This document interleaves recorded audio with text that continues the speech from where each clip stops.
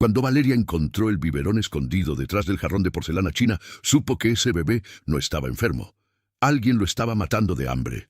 Pero retrocedamos 3 semanas.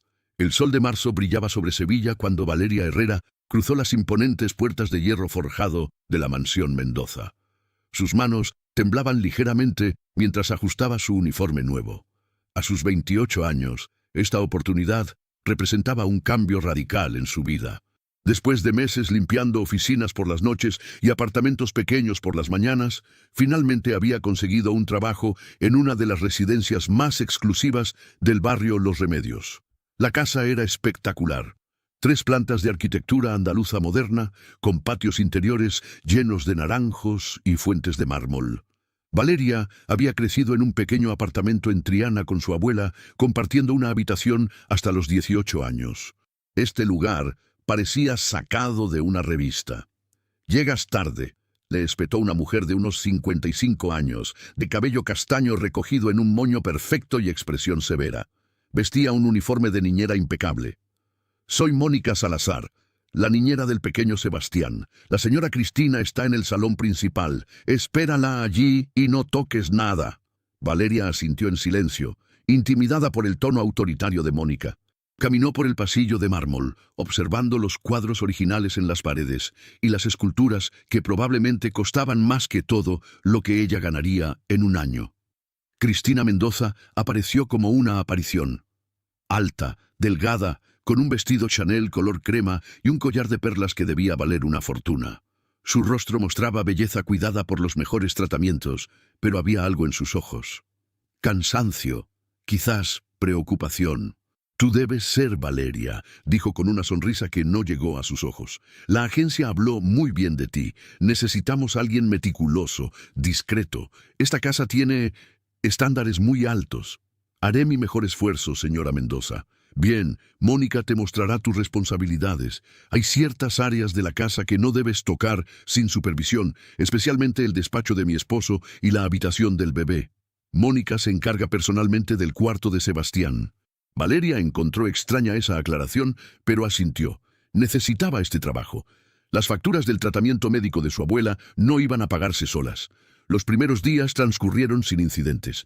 Valeria limpiaba los amplios salones, las habitaciones de invitados, los 5 baños de mármol. La mansión era un laberinto de lujo, pero ella trabajaba con eficiencia, casi invisible para los habitantes de la casa. Ricardo Mendoza, el patriarca de 45 años, apenas la saludaba cuando coincidían en los pasillos. Era un hombre apuesto, de cabello oscuro con algunas canas que le daban distinción, siempre impecablemente vestido con trajes de diseñador. Olía a colonia cara y poder, pero fue el 5.º día cuando Valeria escuchó el llanto. Era diferente a cualquier llanto de bebé que hubiera oído antes. No era el llanto caprichoso de un niño mimado o el llanto de sueño.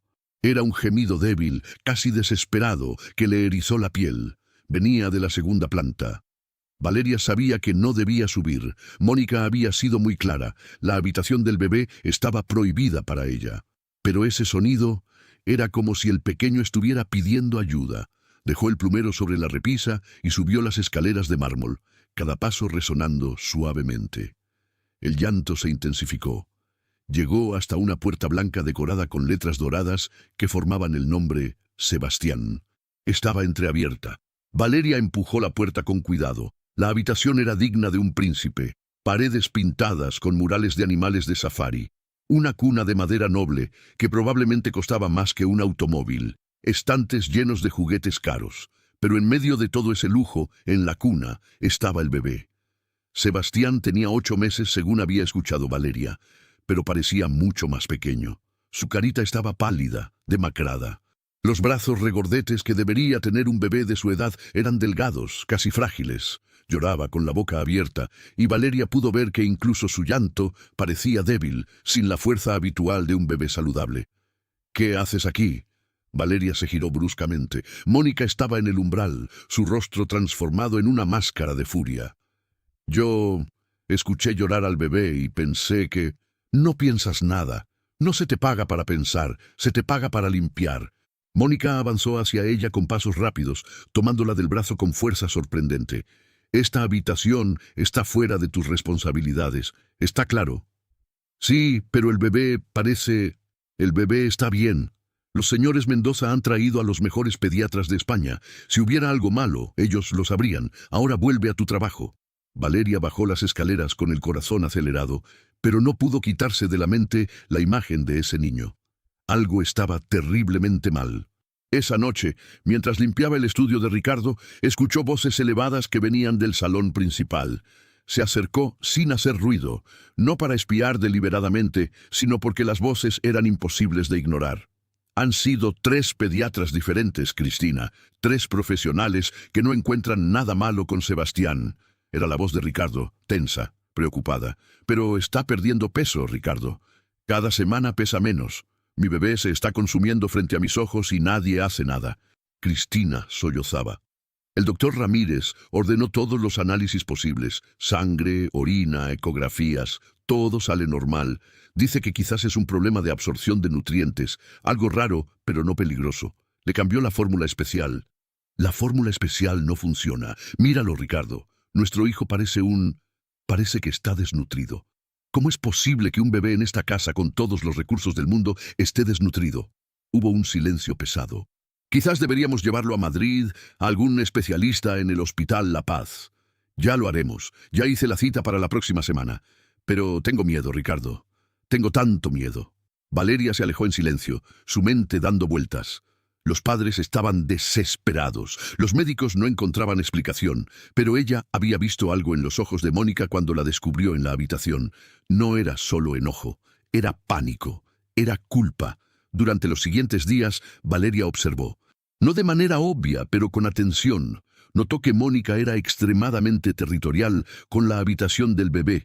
Notó que preparaba los biberones ella misma, en la cocina auxiliar de la segunda planta, nunca en la cocina principal donde Valeria trabajaba. Notó que ciertos biberones medio vacíos desaparecían, nunca dejados en el fregadero para lavar como sería normal. Y notó algo más, la forma en que Mónica miraba a Cristina. No era la mirada de una empleada hacia su empleadora. Era una mirada de odio puro, apenas contenido detrás de una máscara de profesionalismo. Una tarde, mientras Cristina y Ricardo habían salido a una cita médica con Sebastián, Valeria aprovechó para limpiar el pasillo de la segunda planta. Mónica estaba en su tarde libre. La casa estaba silenciosa. Valeria terminó de pasar la aspiradora y estaba guardando los productos de limpieza cuando algo captó su atención. Detrás de un jarrón de porcelana china en una consola del pasillo, había algo que brillaba con la luz del sol. Se acercó y movió cuidadosamente el jarrón. Era un biberón, medio lleno de leche, escondido allí deliberadamente. Valeria lo tomó con manos temblorosas. La leche estaba a temperatura ambiente, probablemente llevaba horas allí. Pero lo que la hizo jadear fue el contenido. Destapó el biberón y olió.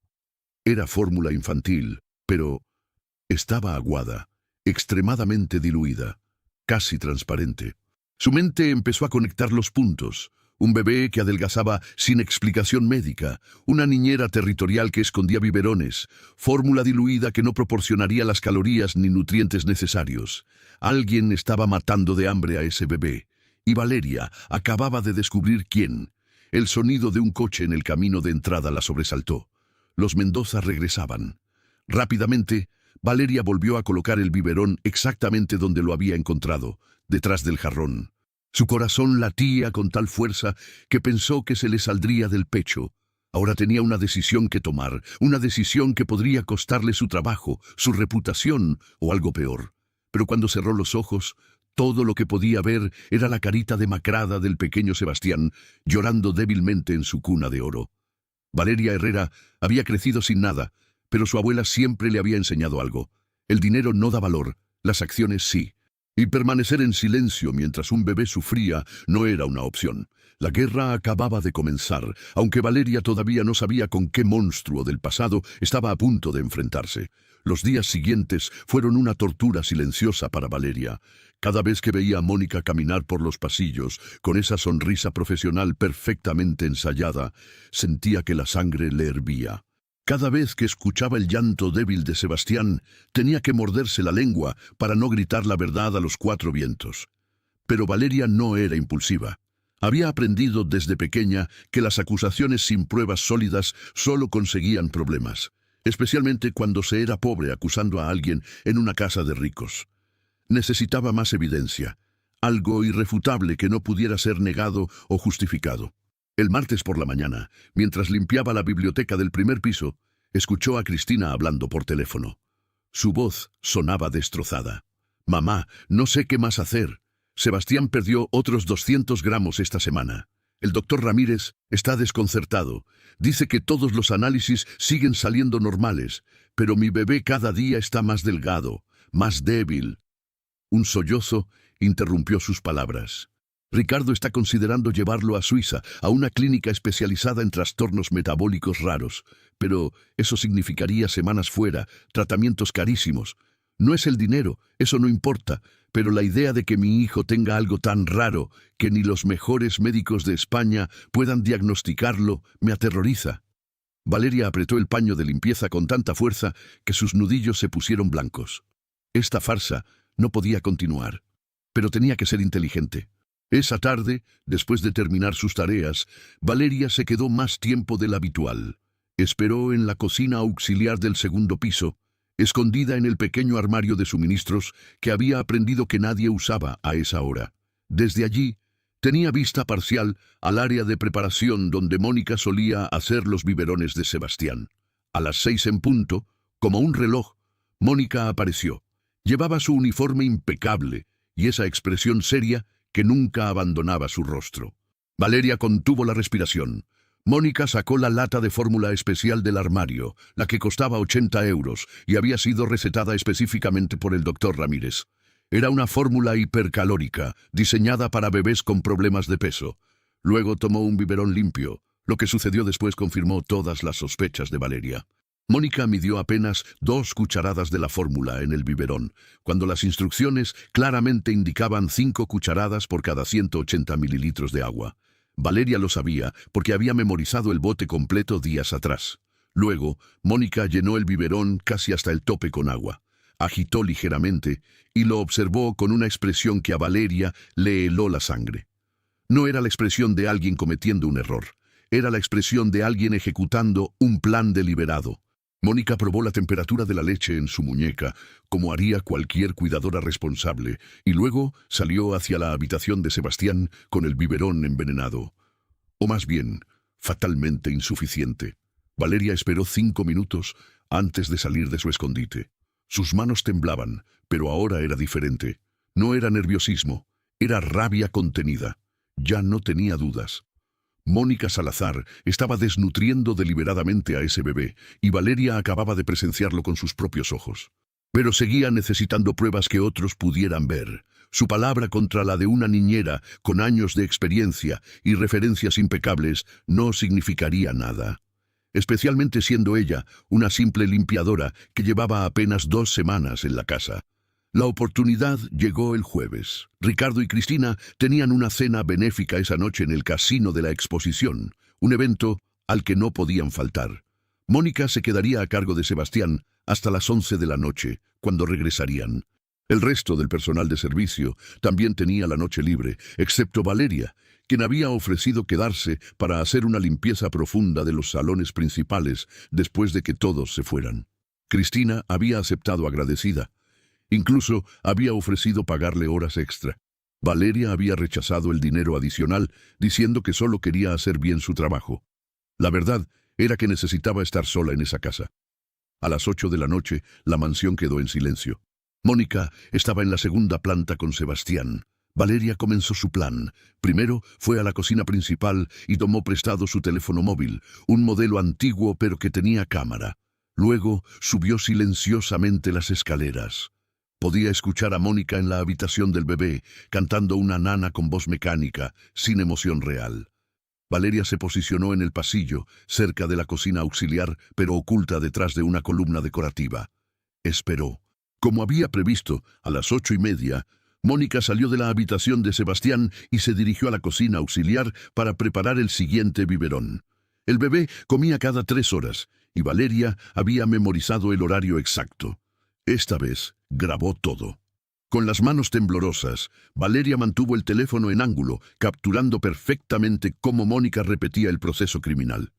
2 cucharadas en lugar de 5. agua hasta el tope.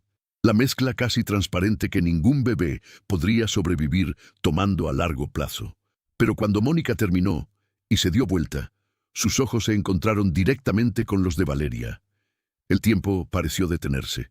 La expresión de Mónica pasó por varias emociones en segundos: sorpresa, comprensión, miedo y finalmente una furia fría y calculadora que aterró a Valeria más que cualquier grito. «Dame ese teléfono», dijo Mónica con voz baja, peligrosa, mientras avanzaba hacia ella. «Dame ese maldito teléfono ahora». Valeria retrocedió, guardando el teléfono en el bolsillo de su uniforme.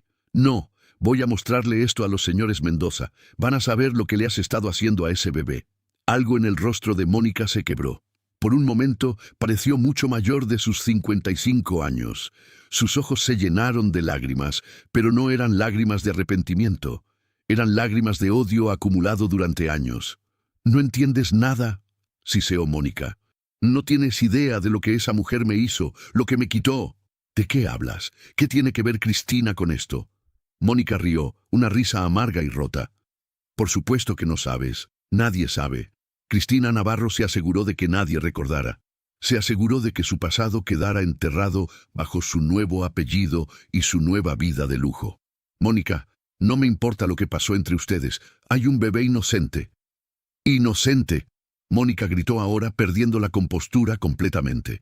«Nada en esta casa es inocente. Ese bebé es el hijo de la mujer que me arruinó la vida. Hace 20 años, Ricardo Mendoza era mío. Era mi prometido. Íbamos a casarnos en junio. Teníamos todo planeado, una vida juntos». Valeria escuchaba horrorizada mientras las piezas comenzaban a encajar de manera terrible. Entonces apareció ella, Cristina Navarro, la secretaria nueva en su empresa, joven, hermosa, ambiciosa. Se lo propuso como misión, quitarme al hombre que amaba, y lo consiguió. En 3 meses, Ricardo rompió nuestro compromiso. En 6 meses estaba casado con ella. Me dejaron sin nada, sin él, sin la vida que había soñado, sin mi futuro. ¿Eso no justifica justificar? Mónica se acercó más, su rostro retorcido en una mueca de dolor y rabia. Llevo 20 años esperando este momento, 20 años, planeando cómo hacerle sentir aunque sea una fracción del dolor que me causó. Cuando vi el anuncio para niñera hace un año, supe que era mi oportunidad. Cambié mi apellido, usé referencias de trabajos en otra ciudad. Ellos nunca me reconocieron. ¿Por qué lo harían? Para ellos, yo era nadie. Un obstáculo olvidable en su camino hacia la felicidad. Mónica, por favor, escúchate. Estás hablando de matar de hambre a un bebé por venganza. Sebastián no tiene nada que ver con lo que pasó hace 20 años. Ese bebé lo es todo. Es el símbolo de la vida perfecta que ella me robó. Quiero que sienta la desesperación, la impotencia. Quiero que su mundo perfecto se derrumbe como se derrumbó el mío. Mónica dio otro paso adelante. Y tú no vas a arruinarlo. Valeria vio el destello de determinación peligrosa en los ojos de Mónica y supo que tenía que actuar. Se dio vuelta y corrió hacia las escaleras, pero Mónica era sorprendentemente rápida. La alcanzó en el descanso, agarrándola del brazo con fuerza. «¡Dame el teléfono!», forcejearon. Valeria, más joven y en mejor forma física, logró empujar a Mónica, quien trastabilló hacia atrás. Pero en el proceso, el teléfono salió volando del bolsillo de Valeria, rebotó en el suelo de mármol y cayó entre los barrotes de la escalera hacia el piso inferior. Ambas mujeres se quedaron paralizadas, escuchando el crujido del teléfono al estrellarse contra el suelo de mármol del vestíbulo principal. «No», susurró Valeria. Mónica sonrió, una sonrisa terrible y victoriosa. «Parece que tu evidencia acaba de destruirse, y ahora tú y yo vamos a tener una conversación muy seria sobre lo que va a pasar a partir de este momento». Pero Mónica había cometido un error. En su furia y confesión había olvidado algo crucial. Los Mendoza tenían cámaras de seguridad, y aunque Valeria no lo sabía en ese momento, el sistema había grabado cada palabra, cada grito, cada admisión de culpa de Mónica en el pasillo. El sistema que Ricardo revisaba religiosamente cada noche desde su aplicación móvil, preocupado por la seguridad de su familia. El sistema que en ese preciso momento estaba enviando una alerta a su teléfono por el ruido detectado en la casa. El sistema que estaba a punto de cambiar todo. Mientras Mónica arrastraba a Valeria hacia el despacho del segundo piso, decidida a silenciarla de cualquier forma necesaria, no vio las luces acercándose por el camino de entrada. Ricardo y Cristina acababan de llegar a casa, y estaban a punto de descubrir la pesadilla que había estado viviendo bajo su techo. El Mercedes negro de Ricardo se detuvo bruscamente frente a la entrada principal. Algo andaba mal, podía sentirlo. La alerta de su teléfono había mostrado movimiento inusual y ruidos fuertes en el segundo piso. Su primera reacción había sido pensar en Sebastián. «Ricardo, ¿qué sucede? ¿Por qué regresamos tan rápido?» Cristina se quitó el cinturón de seguridad confundida. Habían salido del casino apenas 30 minutos atrás. La aplicación de seguridad detectó algo. Probablemente no sea nada, pero prefiero revisar. Ricardo no mencionó que su instinto le gritaba que algo estaba terriblemente equivocado. Entraron a la mansión y el silencio lo recibió como un presagio. Demasiado silencio. Ni siquiera se escuchaba el monitor de bebé que normalmente transmitía los suaves ronquidos de Sebastián. «¿Mónica?», llamó Cristina desde el vestíbulo. Su voz resonó en las paredes sin obtener respuesta. Fue entonces cuando Ricardo vio el teléfono destrozado en el suelo junto a las escaleras, la pantalla rota, la carcasa abierta, como si hubiera caído desde una altura considerable. «Cristina, quédate aquí». «¿Qué? No, Ricardo, ¿qué está pasando?» Pero Ricardo ya subía las escaleras de dos en dos, con el corazón desbocado. Cristina lo siguió, ignorando sus instrucciones. Cuando llegaron al segundo piso, escucharon voces amortiguadas que venían del despacho. Ricardo abrió la puerta de golpe. La escena que encontró quedaría grabada en su memoria para siempre. Mónica tenía a Valeria acorralada contra el escritorio, una mano en su garganta. Los ojos de la niñera estaban salvajes, descompuestos. Valeria luchaba por respirar, con el rostro enrojecido. «¡Suéltala!». El grito de Ricardo fue como un trueno. Mónica se giró y por un segundo Ricardo vio algo en su rostro que le resultó inquietantemente familiar. Algo en sus ojos, en la forma de sus pómulos.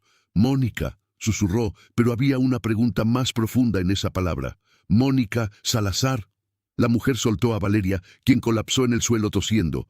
Cristina corrió hacia ella, pero sus ojos no se apartaban de la niñera. «No», dijo Cristina lentamente con una voz que temblaba. «No es posible. Tú eres... pero te apellidabas Heredia. Mónica Heredia». Una sonrisa torcida apareció en el rostro de Mónica. «Vaya, después de 20 años, finalmente me reconocen. Aunque supongo que no soy tan memorable como pensaba. Después de todo, solo era la prometida a la que abandonaste, Ricardo. Un pequeño inconveniente en tu camino hacia el éxito». Ricardo palideció. Los recuerdos lo golpearon como olas. Mónica Heredia, su novia durante 5 años, la mujer con la que había planeado su futuro antes de conocer a Cristina. El compromiso roto, las lágrimas, las súplicas que había ignorado porque estaba cegado por una nueva pasión. «Dios mío», murmuró, «¿qué has hecho?». Lo que debía hacer hace años, hacer que pagaran por arruinarme la vida. Mónica ya no intentaba esconderse. La máscara había caído completamente. Valeria, recuperando el aliento, logró hablar entre toses. Ella está matando de hambre a Sebastián. Diluye su fórmula. He visto los biberones escondidos. La grabé esta noche preparando uno con apenas 2 cucharadas cuando deberían ser 5. El mundo se detuvo para Cristina. «¿Qué? Tu hijo no está enfermo», escupió Mónica con veneno en cada palabra.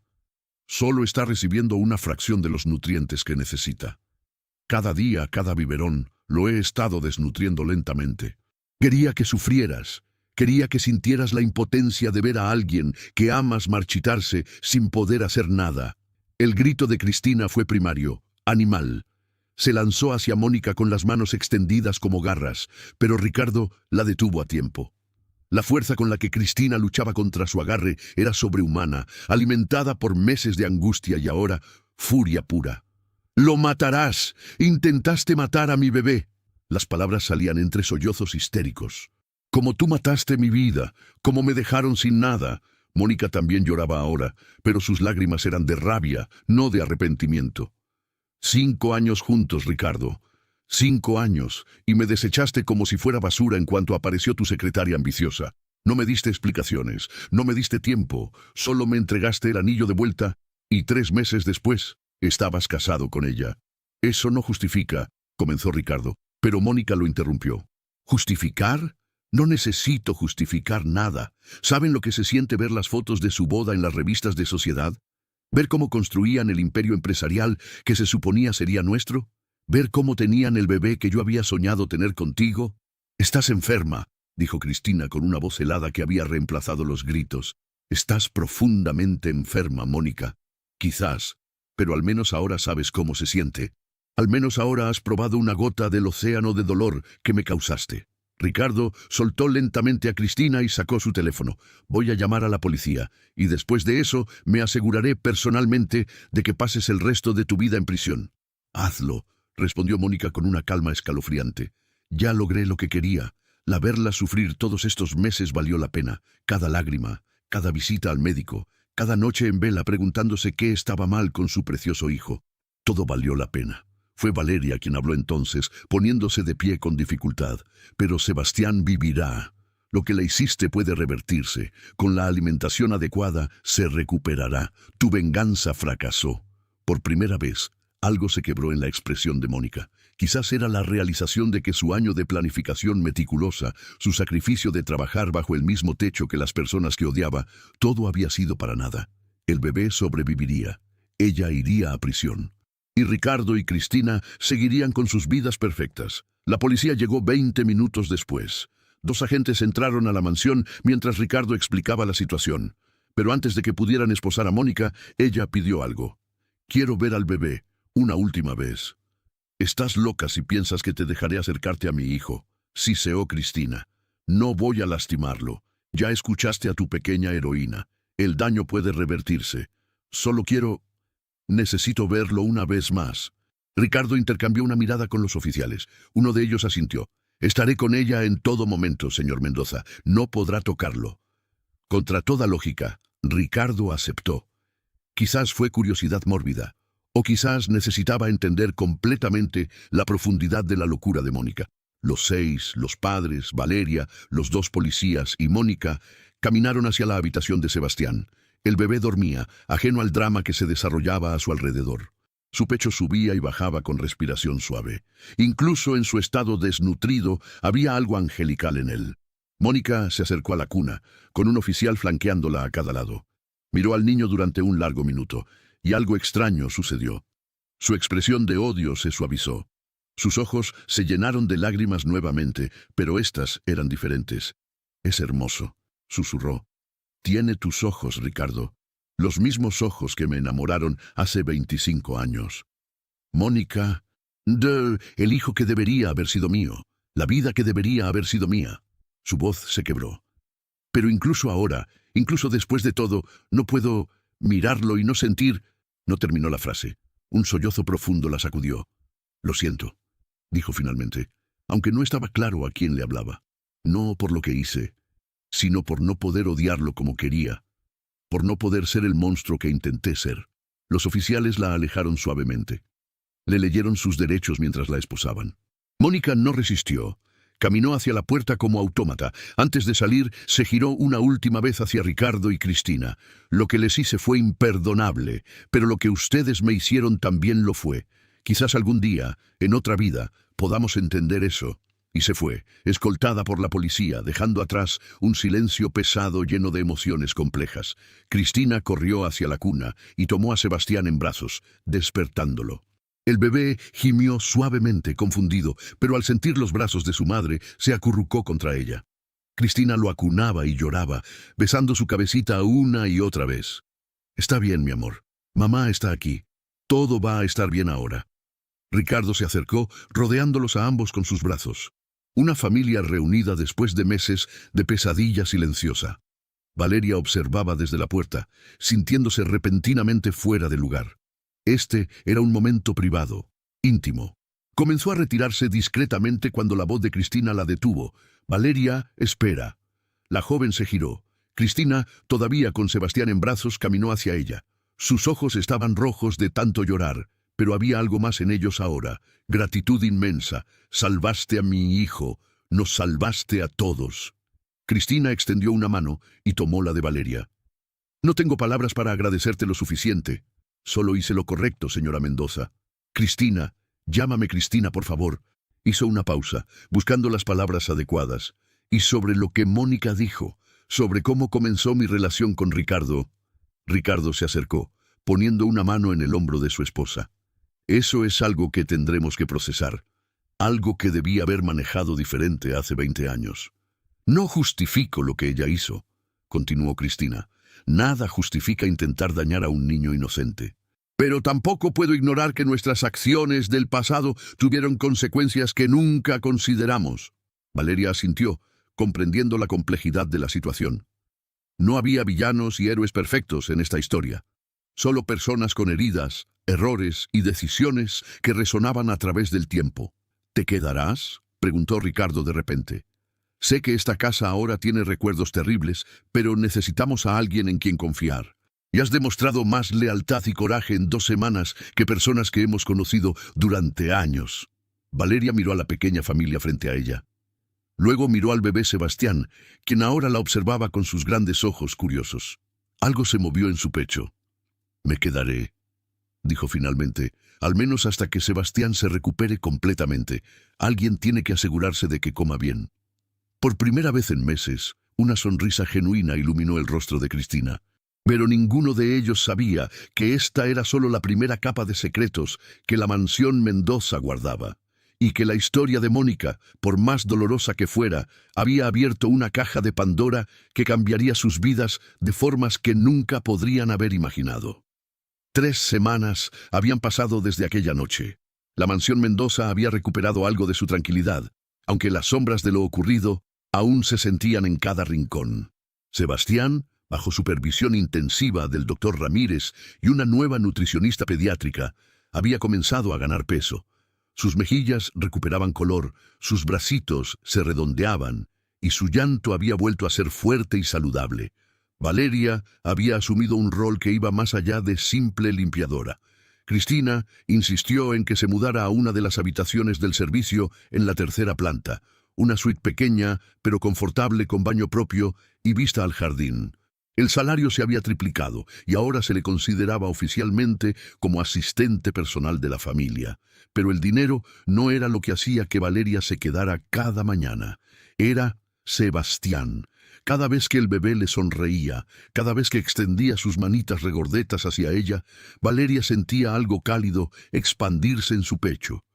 Nunca había sido especialmente maternal, pero este niño se había colado en su corazón de formas inesperadas. Una tarde de abril, mientras Valeria doblaba ropa limpia en el cuarto de Sebastián, Cristina entró con expresión seria. Traía un sobre manila en las manos. «Valeria, ¿tienes un momento?»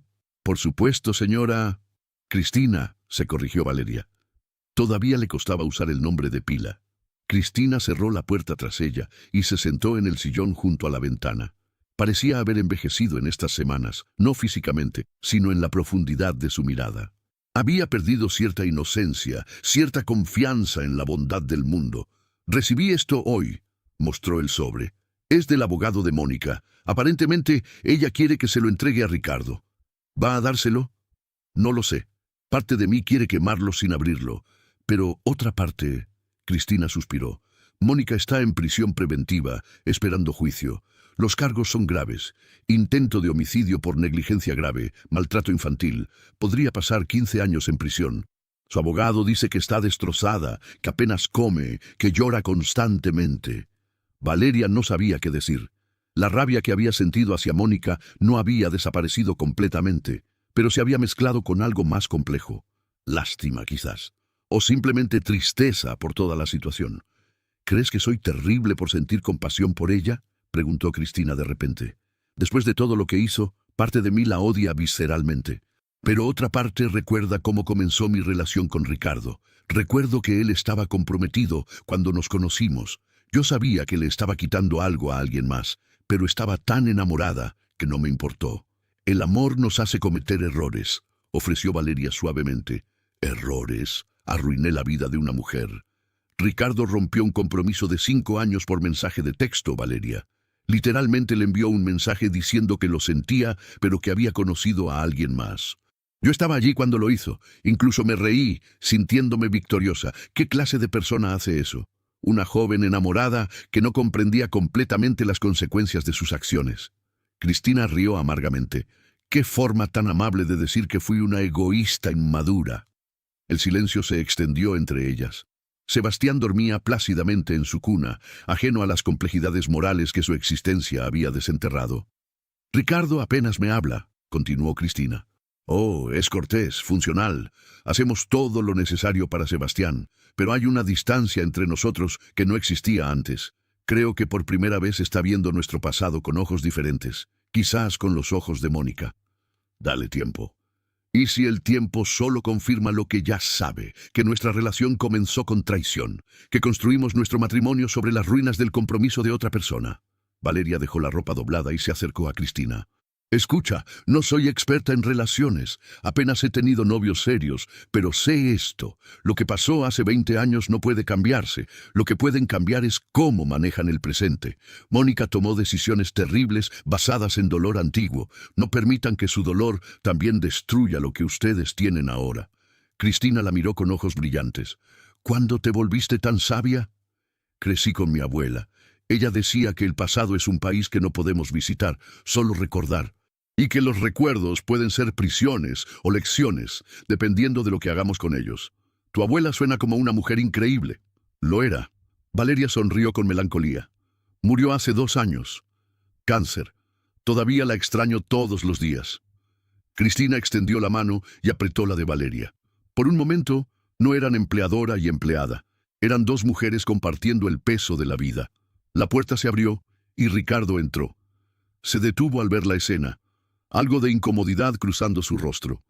Perdón, no sabía que estabas aquí, Cristina. Ricardo, tenemos que hablar. Cristina se puso de pie, el sobre todavía en su mano. Los 3, en realidad. Valeria merece ser parte de esta conversación. Después de todo, ella salvó a nuestra familia. Los 3 bajaron al salón principal. Ricardo se sirvió un whisky, algo que Valeria notó que hacía con más frecuencia últimamente. Cristina se sentó en el sofá. Y Valeria permaneció de pie, sintiéndose todavía fuera de lugar en estas dinámicas familiares. Mónica envió una carta, comenzó Cristina, extendiendo el sobre hacia Ricardo. Su abogado dice que es importante. Ricardo tomó el sobre con dedos tensos, lo abrió lentamente y extrajo varias páginas escritas a mano. Su expresión cambió conforme leía, pasando de rigidez a sorpresa, luego a algo parecido al shock. ¿Qué dice?, presionó Cristina después de varios minutos de silencio. Ricardo levantó la vista y sus ojos estaban vidriosos. Hay algo que nunca nos dijo, algo que... Dios, esto cambia todo. ¿Qué cambia todo? Mónica estaba embarazada cuando rompí nuestro compromiso, de 2 meses. El aire abandonó la habitación. Cristina se quedó completamente inmóvil, procesando las palabras. Valeria sintió que el suelo se movía bajo sus pies. Ella nunca me lo dijo, continuó Ricardo con voz rota. Cuando le envié ese mensaje terminando todo, ella acababa de confirmar el embarazo ese mismo día. Iba a sorprenderme esa noche con la noticia. Pero cuando vio mi mensaje, cuando leyó que la estaba dejando por otra mujer, decidió no decirme nada. ¿Qué pasó con el bebé? La voz de Cristina era apenas un susurro. Lo tuvo, sola. Sus padres la habían repudiado por quedar embarazada sin estar casada. Eran muy religiosos. Ella trabajó hasta el último momento del embarazo. Tuvo una niña. La llamó Elena. Ricardo continuó leyendo, su voz quebrándose en partes.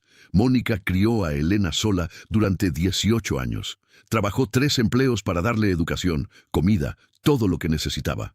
Nunca le habló de mí. Le dijo que su padre había muerto antes de que ella naciera. Elena nunca supo la verdad. ¿Dónde está ahora? ¿Dónde está Elena?, preguntó Cristina. Ricardo cerró los ojos. Murió hace 2 años. Accidente de tráfico. Tenía 18 años. Acababa de entrar a la universidad. Mónica dice que fue entonces cuando algo en ella se rompió definitivamente, cuando decidió que necesitaba hacernos pagar por todo lo que le habíamos quitado. No solo un esposo, sino una vida entera. Una hija que crió sola, que perdió sola. El silencio era tan denso que Valeria podía escuchar los latidos de su propio corazón. Ricardo se dejó caer en el sofá, la carta todavía en sus manos temblorosas. Tengo una hija muerta que nunca conocí. Una hija que crecí sin padre porque fui un cobarde que terminó un compromiso de 5 años por mensaje de texto. Una hija que... No pudo continuar. Los sollozos lo vencieron. Cristina se acercó lentamente. Por un momento, Valeria pensó que lo consolaría, pero en cambio, Cristina se arrodilló frente a él, tomando sus manos. «Ricardo, mírame». Su voz era firme pero suave. «Lo que pasó es devastador. Pero tú no sabías. No puedes culparte por no saber algo que ella decidió no decirte». «¿No puedo? ¿De verdad?» Ricardo levantó la vista, sus ojos rojos. Si no hubiera sido tan impulsivo, tan egoísta, si hubiera tenido las agallas de romper con Mónica cara a cara en lugar de esconderme detrás de un mensaje, quizás ella me habría dicho, quizás mi hija habría tenido un padre, quizás... Los quizás no cambian el pasado, interrumpió Cristina. Créeme, he vivido en quizás durante estas últimas semanas. Quizás si no hubiera sido tan agresiva persiguiéndote. Quizás si hubiera pensado en Mónica como una persona real y no como un obstáculo para mi felicidad. Pero nada de eso importa ahora. Lo único que importa es qué hacemos con esta información. ¿Qué podemos hacer?, preguntó Ricardo. Elena está muerta. Mónica está en prisión. Nuestro hijo casi muere por venganza. ¿Cómo se arregla esto? Fue Valeria quien habló, sorprendiéndose a sí misma. No se arregla. El daño está hecho. Pero pueden elegir cómo seguir adelante. Pueden dejar que esta tragedia los destruya o pueden usarla para ser mejores. Ambos la miraron. Valeria continuó, sintiendo que las palabras fluían desde algún lugar profundo. Mónica tomó su dolor y lo convirtió en venganza. Los destruyó a todos, incluyéndose a sí misma. Ustedes pueden tomar este mismo dolor, este mismo conocimiento terrible, y convertirlo en algo diferente. No sé qué, exactamente, pero hay una elección. Ricardo asintió lentamente, secándose los ojos. Hay más en la carta. Mónica dice que tiene fotos de Elena, sus dibujos de la infancia, sus cartas. Están guardados en un almacén en Málaga. Quiere que los tenga. Dice que Elena se merecía tener un padre, incluso si es demasiado tarde para conocerlo. ¿Irás?, preguntó Cristina. Tengo que hacerlo. Es lo mínimo que puedo hacer por la hija que nunca conocí. Cristina lo abrazó entonces, y Ricardo se derrumbó en sus brazos. Lloraron juntos por Elena, por Mónica, por los errores del pasado, por la complejidad imposible del presente. Valeria se retiró silenciosamente, dejándolos en su dolor compartido. Subió a la habitación de Sebastián y se quedó allí, viendo al bebé dormir. Este niño pequeño había sido el epicentro de tanto dolor, pero también había revelado verdades que necesitaban salir a la luz. Afuera, la primavera sevillana estaba en plena floración, pero dentro de la mansión Mendoza todavía era invierno. Un invierno que quizás nunca terminaría completamente, pero que al menos ahora todos entendían por qué había llegado. Y en alguna celda de la prisión provincial, Mónica Heredia yacía en su cama estrecha, habiendo finalmente compartido el último secreto que había cargado sola durante 2 décadas. No buscaba perdón, ya era demasiado tarde para eso, pero al menos ahora, la historia completa había sido contada. Y las historias, una vez contadas, tienen el poder de cambiar a aquellos que las escuchan. Para bien o para mal, la familia Mendoza nunca volvería a ser la misma. El viaje a Málaga fue silencioso. Ricardo conducía su Audi por la autopista mientras el paisaje andaluz se desplegaba a ambos lados. Cristina había insistido en acompañarlo y, para sorpresa de ambos, Valeria también había pedido ir. Sebastián se había quedado con una enfermera de confianza recomendada por el doctor Ramírez, una mujer de 60 años con credenciales impecables y 30 años de experiencia. «No tienes que hacer esto», había dicho Ricardo a Valeria la noche anterior. «No es tu carga. Lo sé, pero siento que necesito estar ahí. No puedo explicarlo». Ahora, sentada en el asiento trasero, Valeria observaba la nuca de Ricardo. Durante estas semanas había notado cambios sutiles en él. Las canas se habían multiplicado. Las líneas alrededor de sus ojos se habían profundizado. El peso de la culpa era visible en cada gesto. Llegaron a Málaga al mediodía. El almacén estaba en las afueras de la ciudad, una instalación de almacenamiento con filas interminables de unidades numeradas. La número 347 había pertenecido a Mónica Heredia durante casi 20 años. El encargado, un hombre mayor con acento malagueño cerrado, revisó los documentos de autorización. «La señora Heredia pagó el alquiler por adelantado hasta 2027», comentó mientras buscaba la llave maestra. «Nunca le vi, ¿saben? Todo lo hacía por transferencia bancaria. Eficiente esa mujer». Abrió la puerta metálica con un chirrido. El interior estaba oscuro hasta que el encargado activó la luz fluorescente. Lo que revelaron fue un mausoleo de memorias. Cajas de cartón cuidadosamente etiquetadas llenaban el espacio. Elena, primer año. Elena, jardín de infancia. Elena, primaria. Había al menos 50 cajas, cada una documentando un pedazo de una vida que Ricardo nunca había conocido. Cristina cubrió su boca con la mano.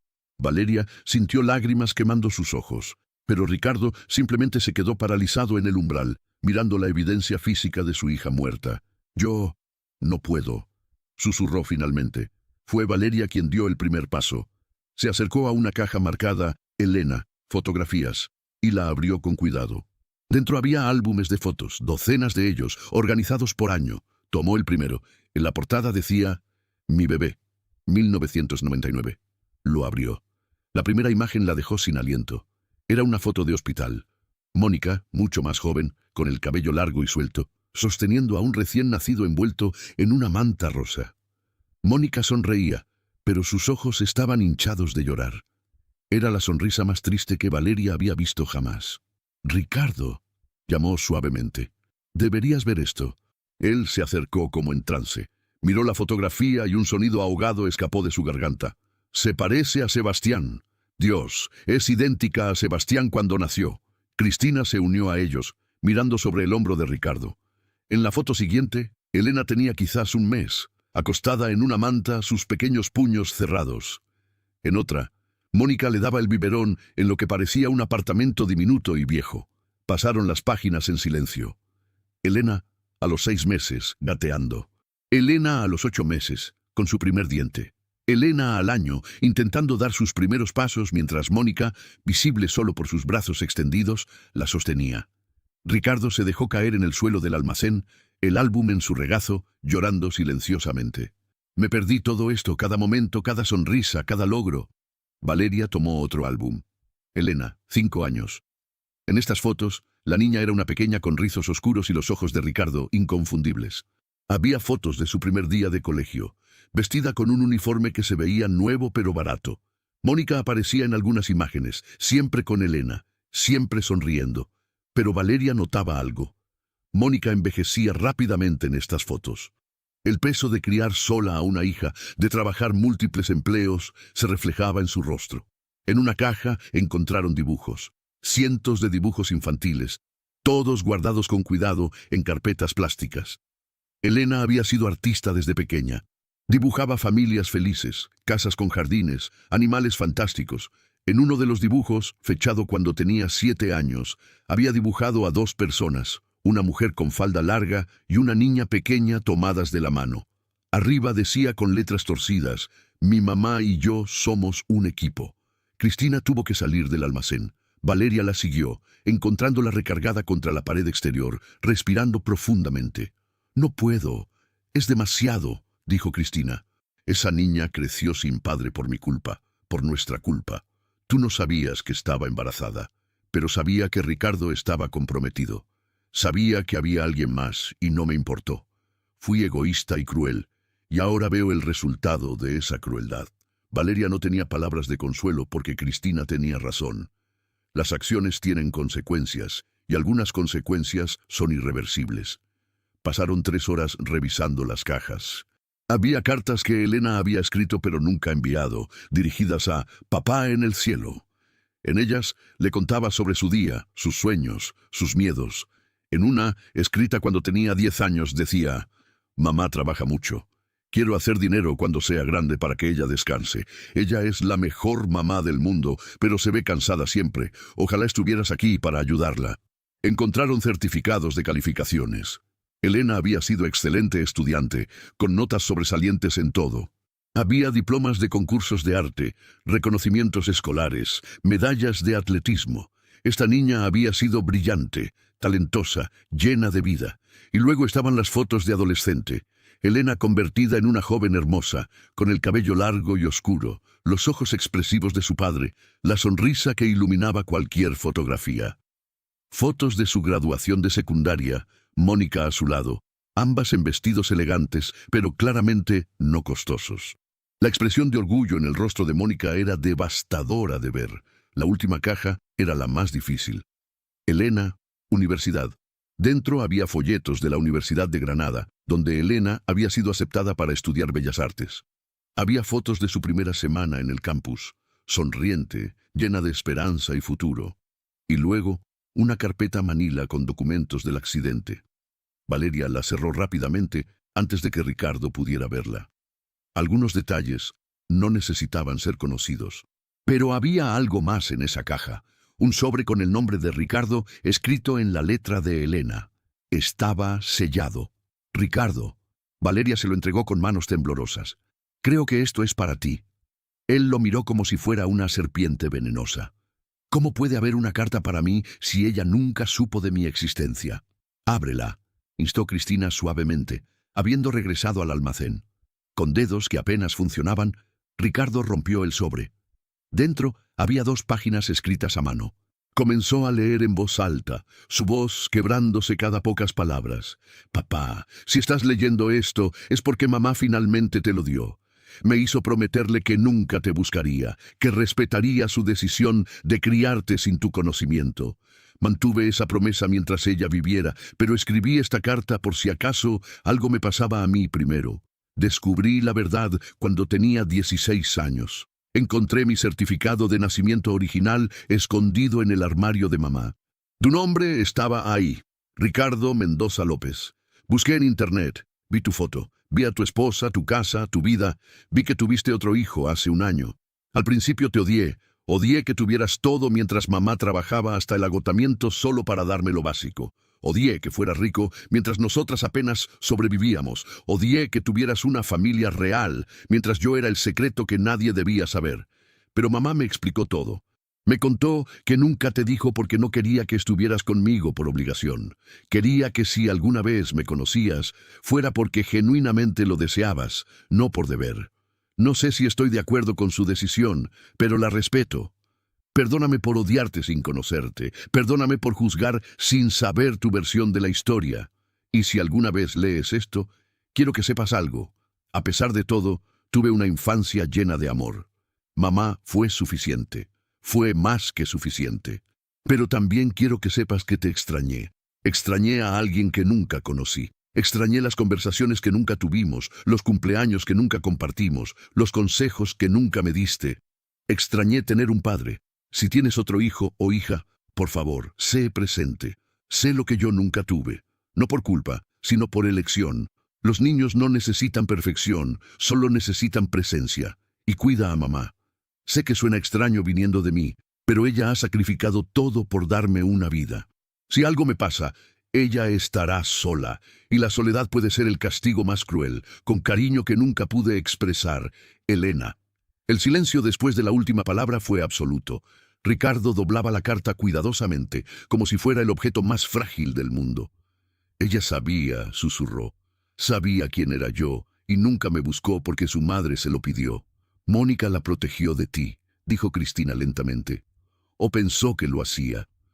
No, Ricardo negó con la cabeza. Elena tiene razón en su carta. Mónica no quería que yo estuviera en su vida por obligación. Quería que si alguna vez nos conocíamos, fuera real. Se puso de pie, todavía sosteniendo la carta. Necesito ver a Mónica. Necesito hablar con ella. ¿Estás seguro?, preguntó Valeria. Nunca he estado más seguro de nada en mi vida. Esa noche, mientras regresaban a Sevilla con el coche lleno de cajas de recuerdos, ninguno de ellos habló mucho. Cada uno estaba perdido en sus propios pensamientos, procesando el peso de una vida entera que había existido en paralelo a la suya, invisible pero profundamente conectada. Ricardo conducía con una mano, la otra sosteniendo la carta de Elena contra su corazón. En el espejo retrovisor, sus ojos estaban determinados. Había pasado 20 años huyendo de su pasado, escondiéndose detrás del éxito y el dinero. Pero ya no más.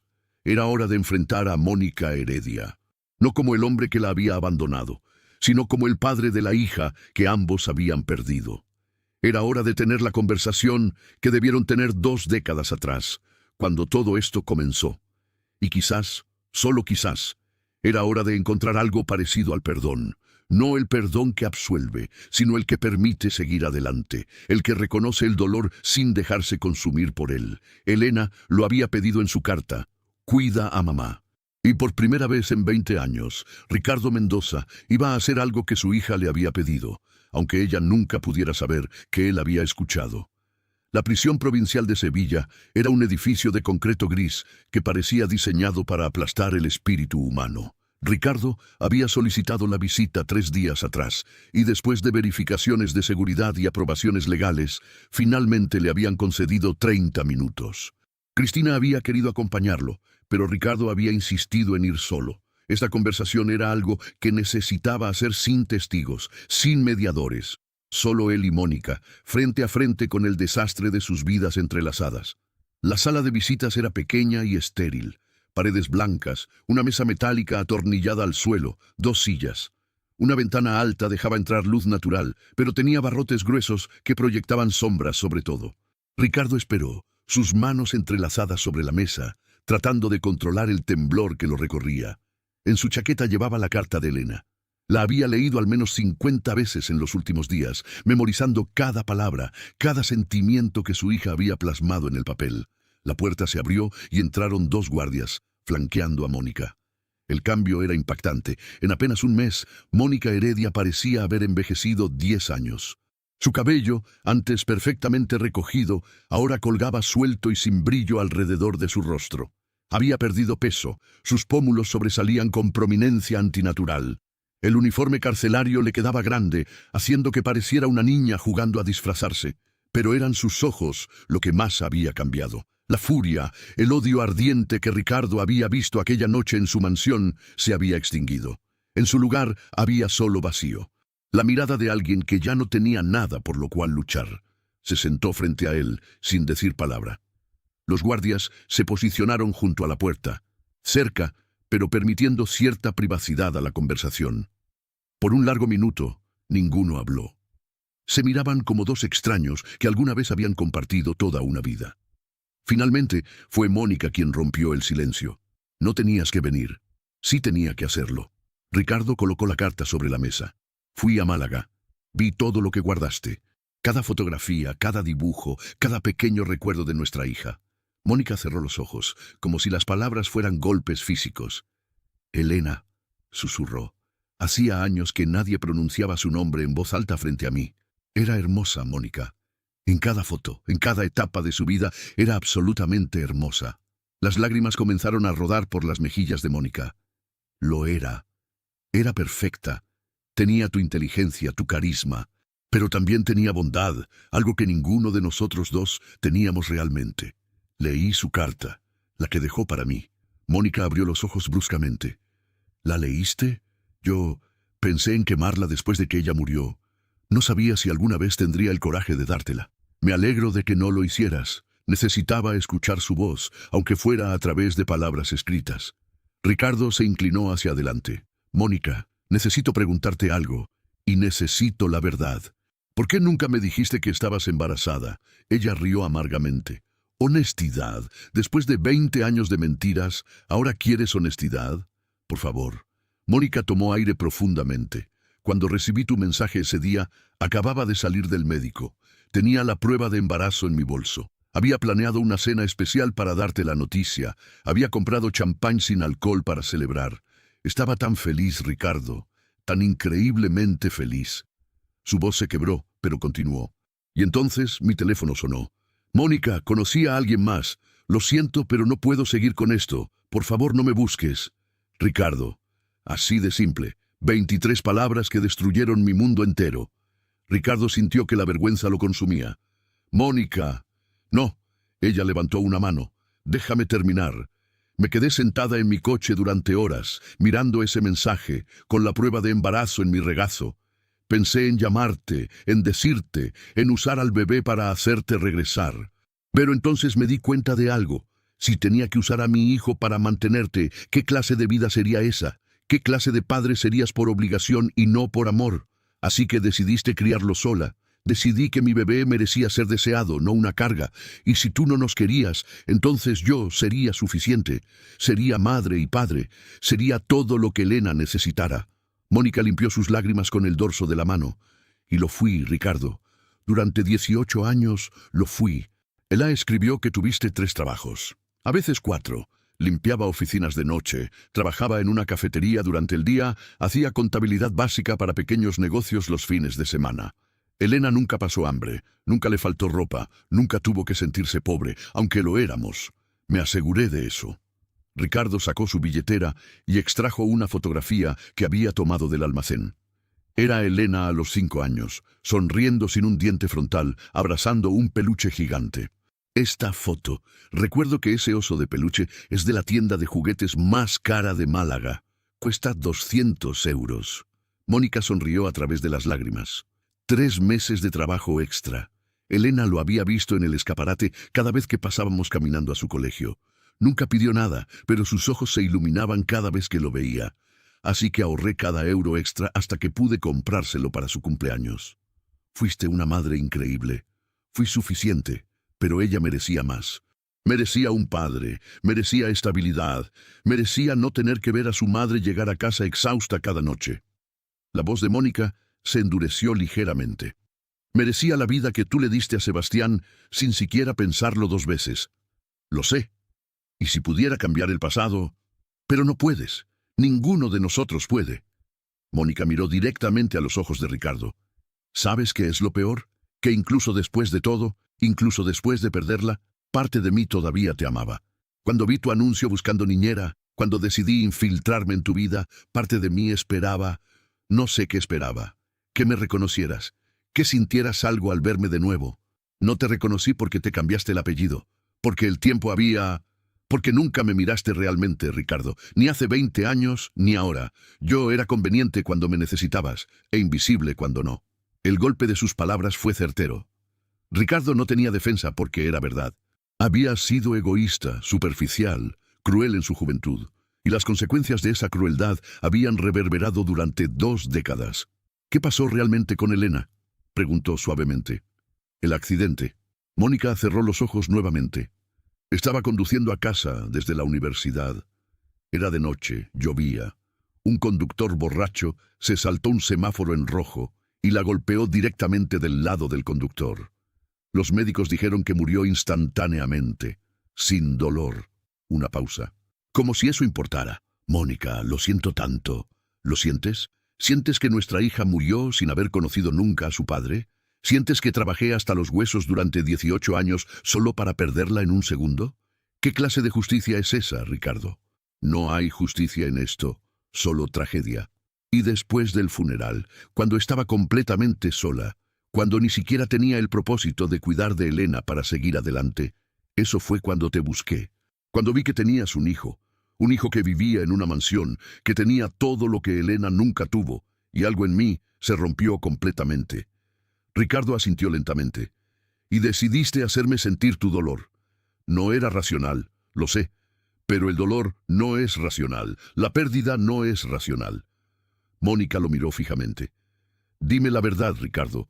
Si hubieras sabido de Elena cuando nació, ¿qué habrías hecho?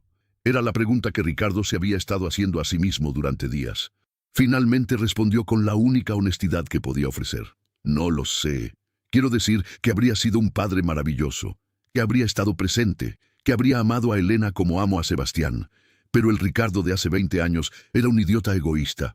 Probablemente habría enviado dinero y me habría convencido de que eso era suficiente. Probablemente habría mantenido a Elena como un secreto, incómodo de explicar a mi nueva esposa y mis círculos sociales. Mónica pareció sorprendida por la honestidad brutal. Al menos no mientes sobre quién eras. He pasado estas últimas semanas odiándome a mí mismo. Pero odiarme no cambia nada. No te devuelve a Elena. No le da a Sebastián el tiempo que casi pierde. No arregla los 20 años de sufrimiento que causé. Ricardo sacó un sobre de su chaqueta. Pero hay algo que puedo hacer. Si es dinero, no lo quiero. No es dinero. Es esto. Colocó el sobre la mesa. Carta de mi abogado. He establecido una fundación en nombre de Elena. La Fundación Elena Heredia para Madres Solteras. Proporcionará becas educativas para hijos de madres solteras, programas de capacitación laboral para las madres, cuidado infantil subsidiado. Todo lo que tú necesitaste y nunca tuviste. Mónica miró el sobre sin tocarlo. ¿Por qué? Porque Elena escribió en su carta que yo debería cuidarte. Y aunque no puedo darte tu libertad, No puedo devolverte a tu hija. Puedo asegurarme de que su nombre signifique algo, que su vida, por corta que fuera, tenga un impacto duradero.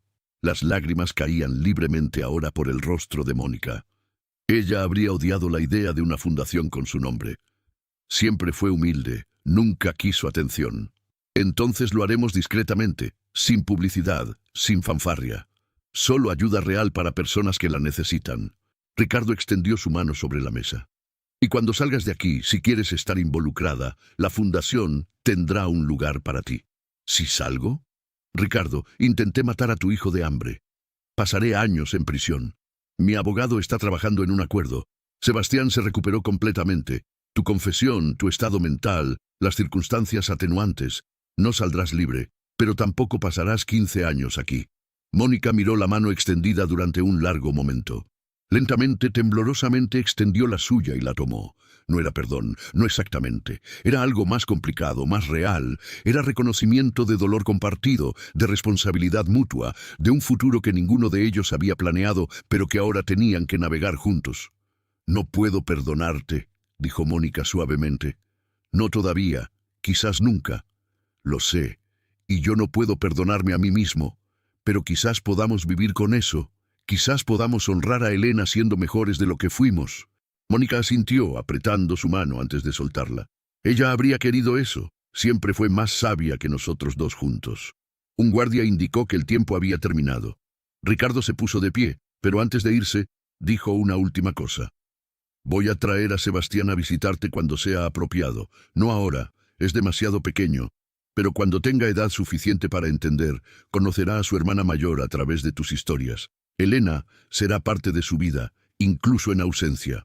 Mónica no pudo responder, ahogada por la emoción. Simplemente asintió mientras los guardias la escoltaban de vuelta a su celda. Ricardo salió de la prisión hacia el sol brillante de mayo, sintiendo simultáneamente más pesado y más ligero que nunca. El pasado no podía cambiarse, pero el futuro todavía estaba por escribirse.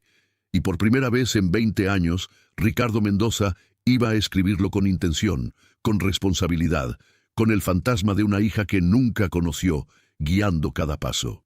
Elena Heredia había vivido 18 años, pero su legado, si Ricardo tenía algo que decir al respecto, duraría generaciones. 6 meses habían pasado desde aquella visita a la prisión. El verano sevillano había dado paso al otoño, y la mansión Mendoza había experimentado transformaciones que iban mucho más allá de lo físico. Sebastián, ahora de 15 meses, corría por los pasillos con esa torpeza adorable propia de los niños que acaban de dominar el arte de caminar. Había recuperado completamente su peso, sus mejillas eran redondas y rosadas, y su risa llenaba cada rincón de la casa. El doctor Ramírez había declarado en su última revisión que el niño no mostraba ninguna secuela del periodo de desnutrición, pero los cambios más profundos no eran en Sebastián, sino en las personas que lo rodeaban. Valeria se había convertido en algo mucho más que una empleada. Oficialmente, su título era asistente familiar, pero en la práctica era confidente de Cristina, colaboradora de Ricardo en la fundación, y la persona en quien Sebastián buscaba consuelo cuando sus padres estaban ocupados. Ocupaba ahora una habitación completa en la segunda planta, ya no en el área de servicio. Una tarde de octubre, mientras Valeria jugaba con Sebastián en el jardín, Cristina salió con 2 tazas de café. Se sentó en el banco de hierro forjado junto a la fuente, observando cómo Valeria perseguía al niño entre los rosales. «Pareces su madre», comentó Cristina cuando Valeria se acercó, con Sebastián felizmente aferrado a su cuello. Valeria se sonrojó ligeramente. «Es fácil amarlo. Es un niño maravilloso». «Lo es, y gran parte es gracias a ti». Cristina tomó un sorbo de su café. «Valeria, hay algo que Ricardo y yo queremos proponerte». «Sí». La Fundación Elena está creciendo más rápido de lo que anticipamos. Hemos recibido cientos de solicitudes y necesitamos a alguien que supervise las operaciones diarias. Alguien que entienda lo que significa venir de abajo, que tenga empatía real, no caridad condescendiente. Valeria bajó a Sebastián, quien inmediatamente corrió hacia una mariposa. «Cristina, yo no tengo experiencia en dirigir fundaciones, pero tienes algo más valioso, corazón, y puedes aprender el resto». Ricardo ya contrató a un equipo de administradores experimentados. Solo necesitamos a alguien que sea la brújula moral, que se asegure de que realmente ayudemos a las personas que Elena habría querido ayudar. No sé qué decir. Di que lo pensarás. El salario sería, bueno, suficiente para que tu abuela hubiera podido retirarse cómodamente si todavía estuviera aquí. Valeria sintió un nudo en la garganta ante la mención de su abuela. Ella habría estado orgullosa de esto. De todo esto. Entonces hazlo por ella y por Elena, dos mujeres que nunca se conocieron, pero que, de alguna manera extraña, nos trajeron hasta aquí. Antes de que Valeria pudiera responder, el timbre de la entrada sonó. Cristina frunció el ceño. No esperamos a nadie. Momentos después, el nuevo empleado de seguridad apareció en el jardín. Señora Mendoza, hay una mujer en la puerta. Dice llamarse Carmen Ruiz, y que es la madre de Mónica Heredia. Quiere hablar con usted. El color abandonó el rostro de Cristina. La madre de Mónica, pero Mónica dijo que sus padres la habían repudiado hace años. Dice que es urgente. Cristina intercambió una mirada con Valeria. Hazla pasar al salón principal. Voy enseguida. Carmen Ruiz era una mujer de 70 y tantos años, encorvada por el peso de los años y aparentemente del arrepentimiento. Vestía ropas modestas pero limpias, y sus manos temblaban ligeramente mientras sostenía un bolso gastado. Cuando Cristina entró al salón, Carmen se puso de pie inmediatamente. Sus ojos, del mismo color que los de Mónica, estaban rojos de llorar. Señora Mendoza, gracias por recibirme. Sé que no tengo derecho a pedir nada después de todo. Siéntese, por favor. ¿Puedo ofrecerle algo de beber? No, gracias. No vine por cortesías. Vine porque mi hija está en prisión y finalmente tuve el coraje de enfrentar mi parte de responsabilidad en esto. Cristina se sentó frente a ella con Valeria permaneciendo de pie, cerca de la puerta, sosteniendo a Sebastián. Cuando Mónica quedó embarazada hace 23 años, mi esposo y yo la echamos de casa, comenzó Carmen, su voz quebrándose. Éramos muy religiosos, muy estrictos. Una hija soltera y embarazada era una vergüenza imperdonable.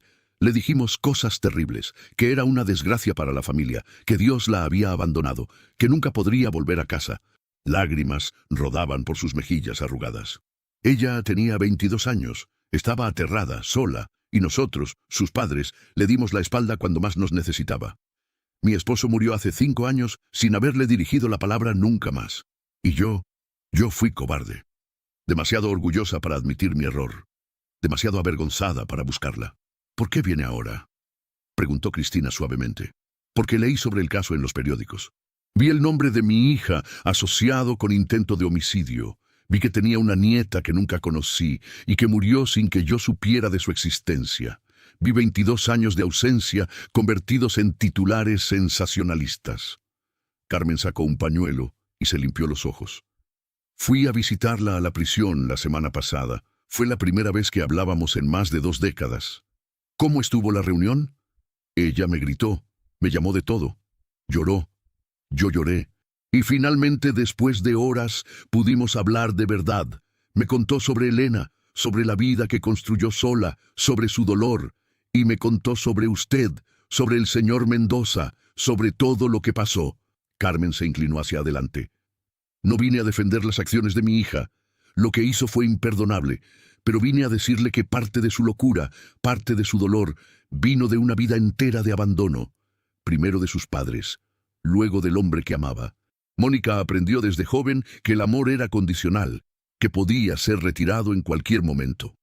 Señora Ruiz, aprecio que haya venido, pero no estoy segura de qué quiere de mí. Nada, absolutamente nada. Solo quería que supiera que voy a empezar a visitar a mi hija regularmente, que voy a intentar ser la madre que debí ser hace 22 años, y quería disculparme, aunque sé que no tengo derecho. Mi fracaso como madre contribuyó a la cadena de dolor que terminó afectando a su familia. Cristina se quedó en silencio por un momento, procesando las palabras. Finalmente dijo algo que la sorprendió incluso a ella misma. Hay algo que puede hacer, si realmente quiere ayudar, lo que sea. La Fundación Elena necesita voces auténticas. Madres que hayan pasado por situaciones difíciles, que puedan hablar con otras mujeres de igual a igual. Cuando Mónica salga, si está dispuesta, queremos que sea parte del programa de mentores. Y quizás usted también pueda participar, compartiendo su historia, advirtiendo a otros padres sobre los peligros del rechazo. Carmen la miró con asombro. ¿Me está ofreciendo? Después de todo lo que mi familia le hizo, le estoy ofreciendo la oportunidad de convertir su arrepentimiento en acción. Elena escribió en su carta que los niños no necesitan perfección, solo presencia. Quizás sea hora de que todos empecemos a estar presentes de verdades. La anciana sollozó, cubriendo su rostro con las manos. Cuando finalmente se recuperó, miró a Cristina con una mezcla de gratitud y asombro. Su generosidad es más de lo que merezco. No es generosidad, es entender que todos somos parte de sistemas rotos que perpetúan dolor, y que la única forma de romper esos sistemas es eligiendo algo diferente. Después de que Carmen se fue, prometiendo volver para discutir los detalles, Valeria se acercó a Cristina. Eso fue increíble. ¿Lo fue? No estoy segura. Quizás solo estoy tratando de encontrar sentido en todo este caos. Ricardo llegó a casa una hora después, cargado con documentos de la fundación. La recepción oficial era en 2 semanas, y había miles de detalles que coordinar. Cuando Cristina le contó sobre la visita de Carmen, se quedó pensativo. ¿Crees que Mónica aceptará trabajar con su madre? No lo sé, pero creo que todos merecen la oportunidad de sanar, incluso cuando es complicado y doloroso. Esa noche, mientras Ricardo y Cristina acostaban a Sebastián, hubo un momento de quietud entre ellos. El niño dormía pacíficamente, su respiración suave y constante, ajeno a las complejidades del mundo adulto que lo rodeaba. ¿En qué piensas?, preguntó Cristina. En que este niño nos salvó sin saberlo. Su sufrimiento expuso verdades que habíamos enterrado durante años. No justifico lo que Mónica hizo, nunca lo haré. Pero Sebastián inadvertidamente nos forzó a todos a enfrentar nuestros demonios. Es una forma extraña de verlo. La vida es extraña. Hace un año éramos una pareja rica con un bebé enfermo y secretos que pensábamos que nadie conocía. Ahora somos, no sé qué somos, mejores personas, más honestos, más conscientes. Cristina tomó su mano. Somos personas que están intentando hacer mejor las cosas. Y eso tiene que contar para algo. Bajaron las escaleras juntos y encontraron a Valeria en el estudio, revisando propuestas para la fundación. Había decidido aceptar el puesto. Frente a ella estaban esparcidos archivos de solicitudes, cada uno representando una historia diferente de lucha y esperanza. «Miren esto», dijo Valeria, señalando una solicitud en particular. Una mujer de 24 años, madre soltera de gemelos, trabajando 3 empleos para pagar la guardería mientras estudia enfermería por las noches. Es exactamente el tipo de persona que Elena habría querido ayudar. Ricardo se acercó, leyendo la solicitud. «Aprobémosla, y todas las demás que cumplan con los criterios. Establecimos esta fundación para hacer una diferencia real, no para ser otra organización benéfica que apenas araña la superficie. Eso requerirá más fondos de los que planeamos inicialmente», advirtió Valeria. «Entonces encontraremos más fondos. Venderé propiedades si es necesario». Elena merece algo más que un gesto simbólico. Cristina observaba a su esposo con una expresión que Valeria no había visto antes. Era orgullo mezclado con amor, pero también algo más profundo. Respeto genuino quizás. Ricardo había cambiado en estos meses. El empresario arrogante se había transformado en alguien con propósito, más allá del lucro. «Hay otra cosa», dijo Ricardo, sacando un sobre de su maletín. «El abogado de Mónica me contactó hoy, con nuestra declaración a favor, la demostración de su estado mental durante el crimen y el hecho de que Sebastián se recuperó completamente, lograron reducir la sentencia. 3 años en lugar de 15. «Eso significa que saldrá cuando Sebastián tenga 4 años», calculó Cristina. «Sí, y cuando salga, si está dispuesta, hay un lugar para ella en la fundación. No de cara al público inicialmente, pero trabajando con las beneficiarias directamente. Su experiencia como madre soltera luchando podría ser invaluable». Valeria cerró el último archivo. ¿Saben qué es lo más irónico de todo esto? Mónica quería destruir su felicidad perfecta, pero en su intento de hacerlo, terminó creando algo que podría ayudar a miles de personas. Su venganza fracasó, pero su dolor no fue en vano. Elena estaría de acuerdo con eso, dijo Ricardo suavemente. Su carta hablaba de convertir el sufrimiento en propósito. Creo que, sin saberlo, nos dio un mapa para navegar este desastre. Los 3 se quedaron en silencio, cada uno perdido en sus propios pensamientos. Afuera, la noche sevillana era clara y estrellada.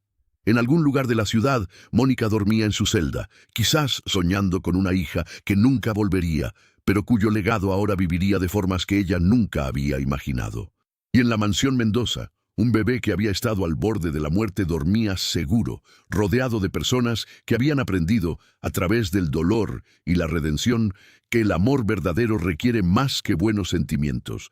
Requiere presencia, honestidad y el coraje de enfrentar las consecuencias de nuestras acciones. El camino hacia adelante no sería fácil. Aún había heridas que sanar, conversaciones difíciles que tener, perdones que otorgar o negarse. Pero por primera vez en mucho tiempo, todos ellos estaban mirando en la misma dirección, hacia adelante, no hacia atrás. Y eso, pensó Valeria, mientras apagaba la luz del estudio, era el comienzo de algo parecido a la esperanza. La inauguración oficial de la Fundación Elena Heredia tuvo lugar un sábado de noviembre en el centro de Sevilla. Ricardo había alquilado un espacio en el antiguo edificio de la Real Fábrica de Tabacos, un lugar con historia que parecía apropiado para una organización dedicada a mujeres trabajadoras. El evento no fue la gala ostentosa que muchas fundaciones benéficas organizaban. No había champán francés ni canapés elaborados. En su lugar había café local, dulces caseros hechos por las primeras beneficiarias de la fundación y una atmósfera que mezclaba solemnidad con esperanza genuina. Valeria llegó temprano, luciendo un vestido azul marino que Cristina le había ayudado a elegir. Se sentía incómoda con la atención, pero sabía que su presencia era importante. Era la cara pública de la fundación ahora, la directora de operaciones, y tenía que estar presente incluso cuando cada fibra de su ser quería esconderse en un rincón. «Estás hermosa», dijo una voz detrás de ella. Valeria se giró y encontró a Ricardo, impecable en un traje gris oscuro pero sin corbata, un gesto deliberado para hacer el evento menos formal. «Gracias, todavía no puedo creer que esté haciendo esto». «Eres perfecta para esto». Elena habría aprobado completamente. La mención de Elena ya no venía con el peso abrumador de los primeros meses. Habían aprendido a hablar de ella naturalmente, como si fuera un miembro ausente de la familia cuyo espíritu aún los guiaba. Los invitados comenzaron a llegar. No eran empresarios adinerados buscando desgravaciones fiscales. Eran trabajadoras sociales, profesoras, enfermeras, madres que habían luchado y superado circunstancias difíciles. Eran las personas que entendían íntimamente por qué esta fundación era necesaria. Carmen Ruiz llegó acompañada de una mujer más joven, presentada como su sobrina. La anciana había envejecido visiblemente desde su visita a la mansión, pero había algo diferente en sus ojos. Propósito, quizás, la posibilidad de redención. Cristina dio la bienvenida personalmente a cada persona que entraba. Llevaba un vestido sencillo color verde oliva y casi ninguna joya, solo su anillo de matrimonio. Sebastián estaba con una niñera en casa, demasiado pequeño para un evento así, pero su foto adornaba el material informativo de la fundación junto a una foto de Elena, conectando simbólicamente a los dos niños que nunca se conocerían. A las 4 de la tarde, Ricardo subió al pequeño escenario. El murmullo de conversaciones se acalló gradualmente. «Gracias a todos por estar aquí», comenzó, su voz clara pero cargada de emoción. «Esta fundación existe por una joven que nunca conocí, pero cuya ausencia ha marcado cada día de los últimos meses, mi hija, Elena Heredia». Hubo un silencio respetuoso. Ricardo continuó, compartiendo por primera vez públicamente la historia completa. No omitió detalles incómodos, su propia cobardía al terminar un compromiso por mensaje de texto, la ignorancia de un embarazo, los años que Mónica luchó sola. Habló de cómo Sebastián, su hijo vivo, había estado en peligro precisamente por el dolor no procesado que él había causado décadas atrás. «Podría pararme aquí y decirles que establecimos esta fundación por pura bondad», dijo, mirando directamente a la audiencia. «Pero sería mentira. La establecimos por culpa, por dolor, por el deseo desesperado de que el sufrimiento de mi hija no fuera completamente en vano. La establecimos porque reconocimos que habíamos vivido en una burbuja de privilegio, mientras personas como Mónica Heredia trabajaban hasta el agotamiento solo para sobrevivir». Algunas personas en la audiencia sentían lágrimas en sus ojos. Esta honestidad brutal era inusual en eventos de caridad, donde generalmente predominaban los discursos inspiradores pero superficiales. Elena escribió en una carta que los niños no necesitan perfección, solo presencia. Esta fundación es nuestro intento de estar presentes de la manera que nunca estuvimos para ella. Es nuestra forma de asegurarnos de que otras madres solteras, otras mujeres luchando contra sistemas que las ignoran, tengan apoyo real. No caridad condescendiente, sino recursos tangibles. Educación, cuidado infantil, capacitación laboral, asesoría legal. Ricardo hizo una pausa, mirando a Valeria en la primera fila. Esta fundación es dirigida por Valeria Herrera, una mujer que sabe lo que es crecer sin recursos, pero con amor. Ella entiende que la pobreza no es falta de voluntad, sino falta de oportunidades. Y ella se asegurará de que cada euro donado vaya directamente a las personas que lo necesitan. Valeria subió al escenario cuando Ricardo la llamó, sus piernas temblando ligeramente. Tomó el micrófono y respiró profundamente. Crecí en un apartamento de 2 habitaciones en Triana, comenzó, decidiendo que la honestidad era el único camino. Mi madre me abandonó cuando tenía 3 años. Mi abuela me crió con una pensión que apenas cubría la comida y el alquiler. Sé lo que es usar ropa de segunda mano, faltar a excursiones escolares porque no había dinero, estudiar con libros prestados de la biblioteca porque no podíamos comprarlos. Su voz se hizo más firme. Pero también sé que con apoyo adecuado, con oportunidades reales, las personas pueden transformar sus vidas. Mi abuela trabajó limpiando casas hasta los 72 años para que yo pudiera terminar el instituto. Si hubiera existido una fundación como esta, quizás ella habría podido retirarse dignamente. Quizás yo habría podido estudiar en la universidad. Quizás muchas cosas habrían sido diferentes. Elena Heredia vivió esa misma lucha. Tuvo una madre extraordinaria que se sacrificó todo por ella, pero no tuvo el sistema de apoyo que merecía. Esta fundación es para las Elenas futuras, para las Mónicas que están criando hijos solas ahora mismo, trabajando 3 empleos y rogando que sea suficiente. Valeria miró directamente a la cámara que grababa el evento. Y quiero decirle algo a Mónica Heredia, donde quiera que esté viendo esto. Lo que hiciste fue imperdonable. Pusiste en peligro a un niño inocente por venganza. Pero también quiero que sepas que tu hija no murió en vano, que los 18 años que luchaste por ella, cada sacrificio que hiciste, ahora servirán como fundación para ayudar a cientos de otras madres e hijos. Tu dolor se está convirtiendo en propósito. Eddie. En su celda en la prisión provincial, Mónica efectivamente estaba viendo la transmisión en vivo en una tablet que un guardia comprensivo le había facilitado. Las lágrimas corrían libremente por su rostro mientras escuchaba a esta joven extraña hablar de Elena con tal reverencia, tal comprensión. Carmen, su madre, estaba en la audiencia, llorando también. Después de la presentación, subió al escenario durante la sesión de preguntas y pidió el micrófono. «Soy Carmen Ruiz, madre de Mónica Heredia y abuela de Elena», anunció con voz temblorosa. «Hace 23 años cometí el peor error de mi vida. Cuando mi hija quedó embarazada sin estar casada, la eché de casa. Le dije que era una vergüenza, que Dios la había abandonado. La dejé sola cuando más me necesitaba». El silencio en la sala era absoluto. No busco perdón porque no lo merezco, pero estoy aquí para advertirles. El rechazo mata.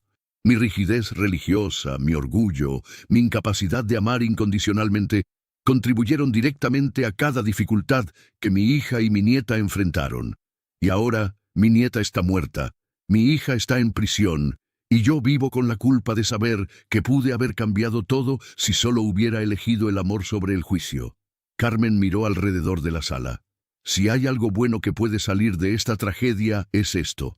Padres, amen a sus hijos incondicionalmente, especialmente cuando cometen errores, especialmente cuando toman caminos que no aprobamos, porque el amor incondicional no significa aprobar todo, significa estar presente siempre, y yo no estuve presente.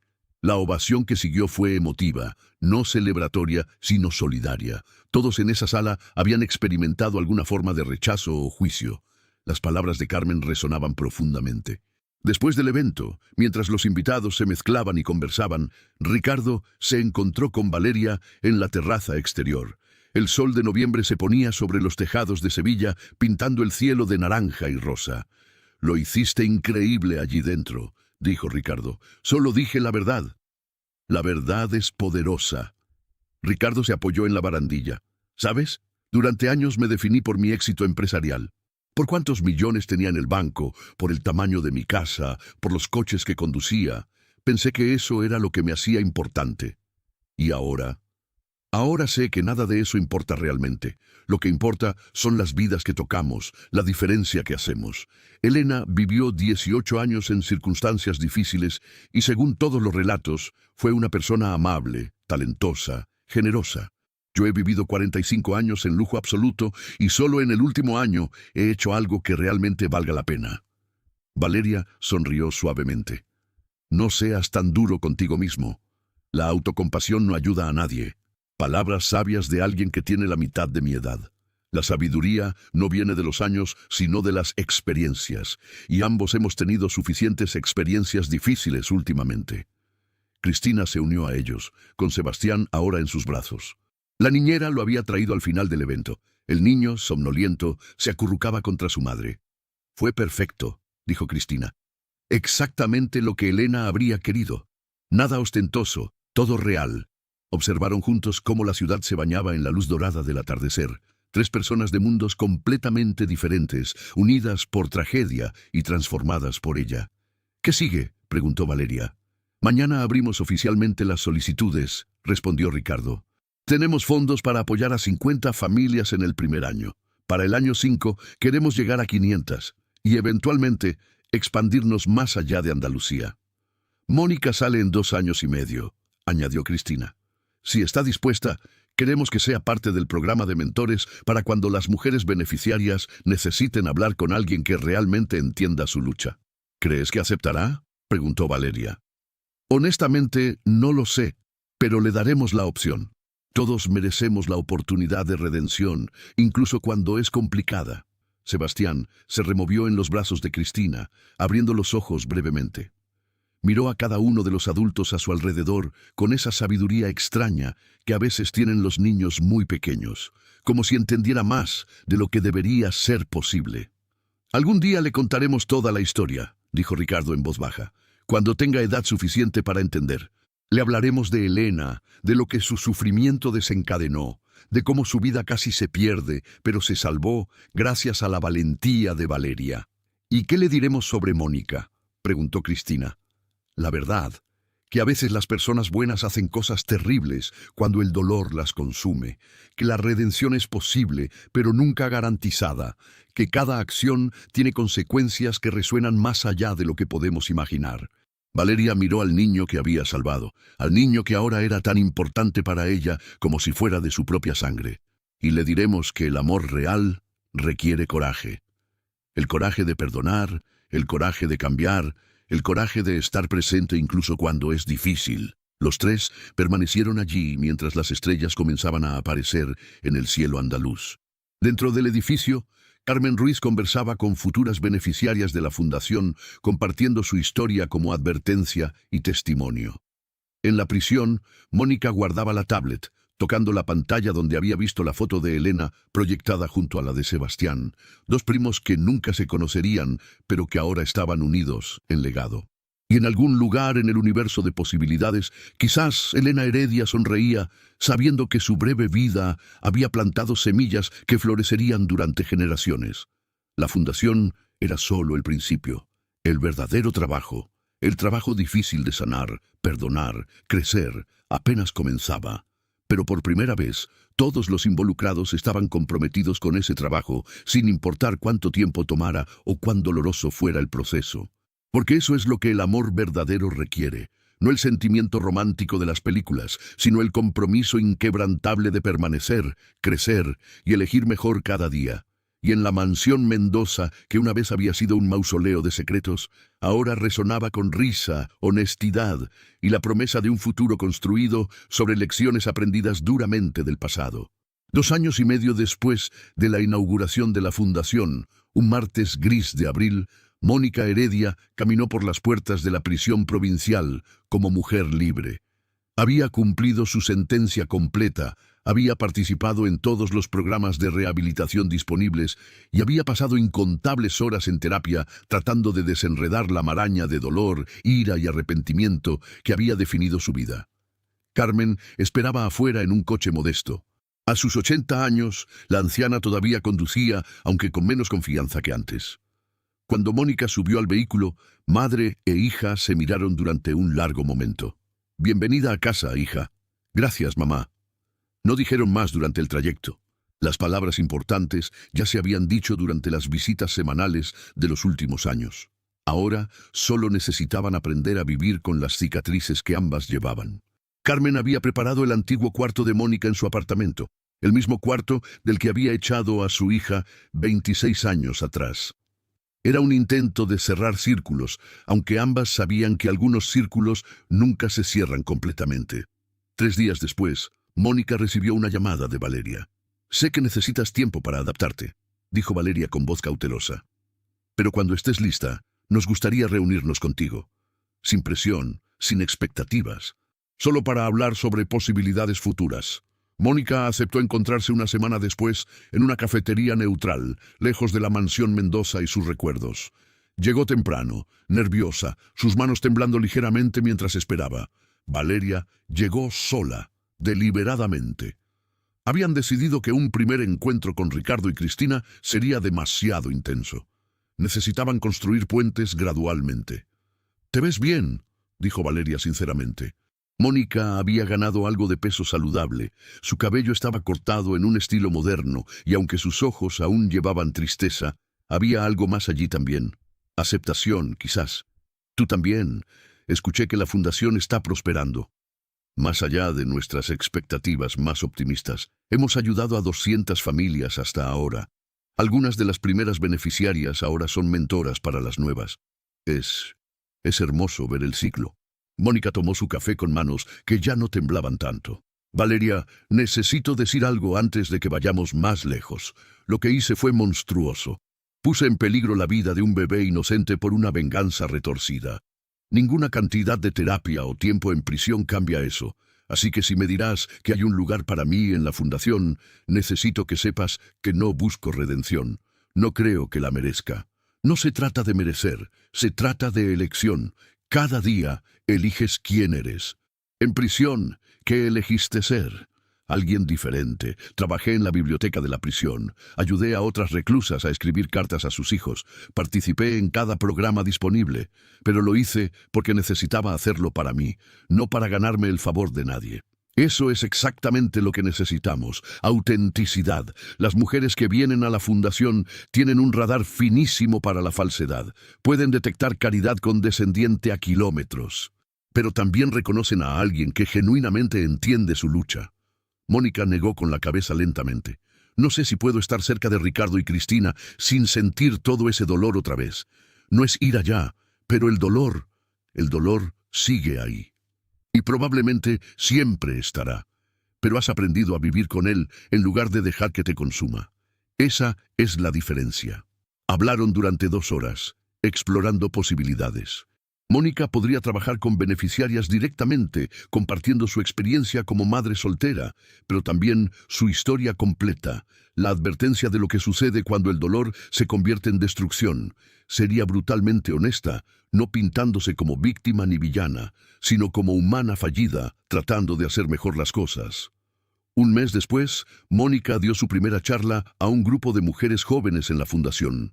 Sus manos temblaban cuando subió al frente, pero su voz se mantuvo firme.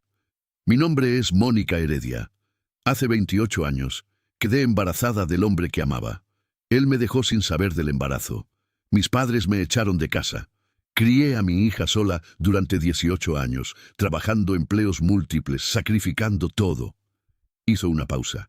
«Y cuando mi hija murió en un accidente, convertí mi dolor en venganza. Intenté matar de hambre al bebé del hombre que me había abandonado. Pasé casi 3 años en prisión por ello». El silencio en la sala era palpable. Mónica continuó. «No les cuento esto para ganar simpatía. Se los cuento como advertencia. El dolor no procesado es veneno. Yo tomé mi dolor legítimo, mi lucha real, y la convertí en algo monstruoso. Lastimé a un niño inocente, casi destruí una familia. Y lo peor, traicioné todo lo que mi hija representaba. Elena era bondad, generosidad, perdón. Yo fui odio, venganza, destrucción». Una mujer joven en la primera fila levantó la mano. «¿Cómo vives con eso?» «Con dificultad, cada día, pero también con propósito. Mi hija murió sin haber conocido a su padre.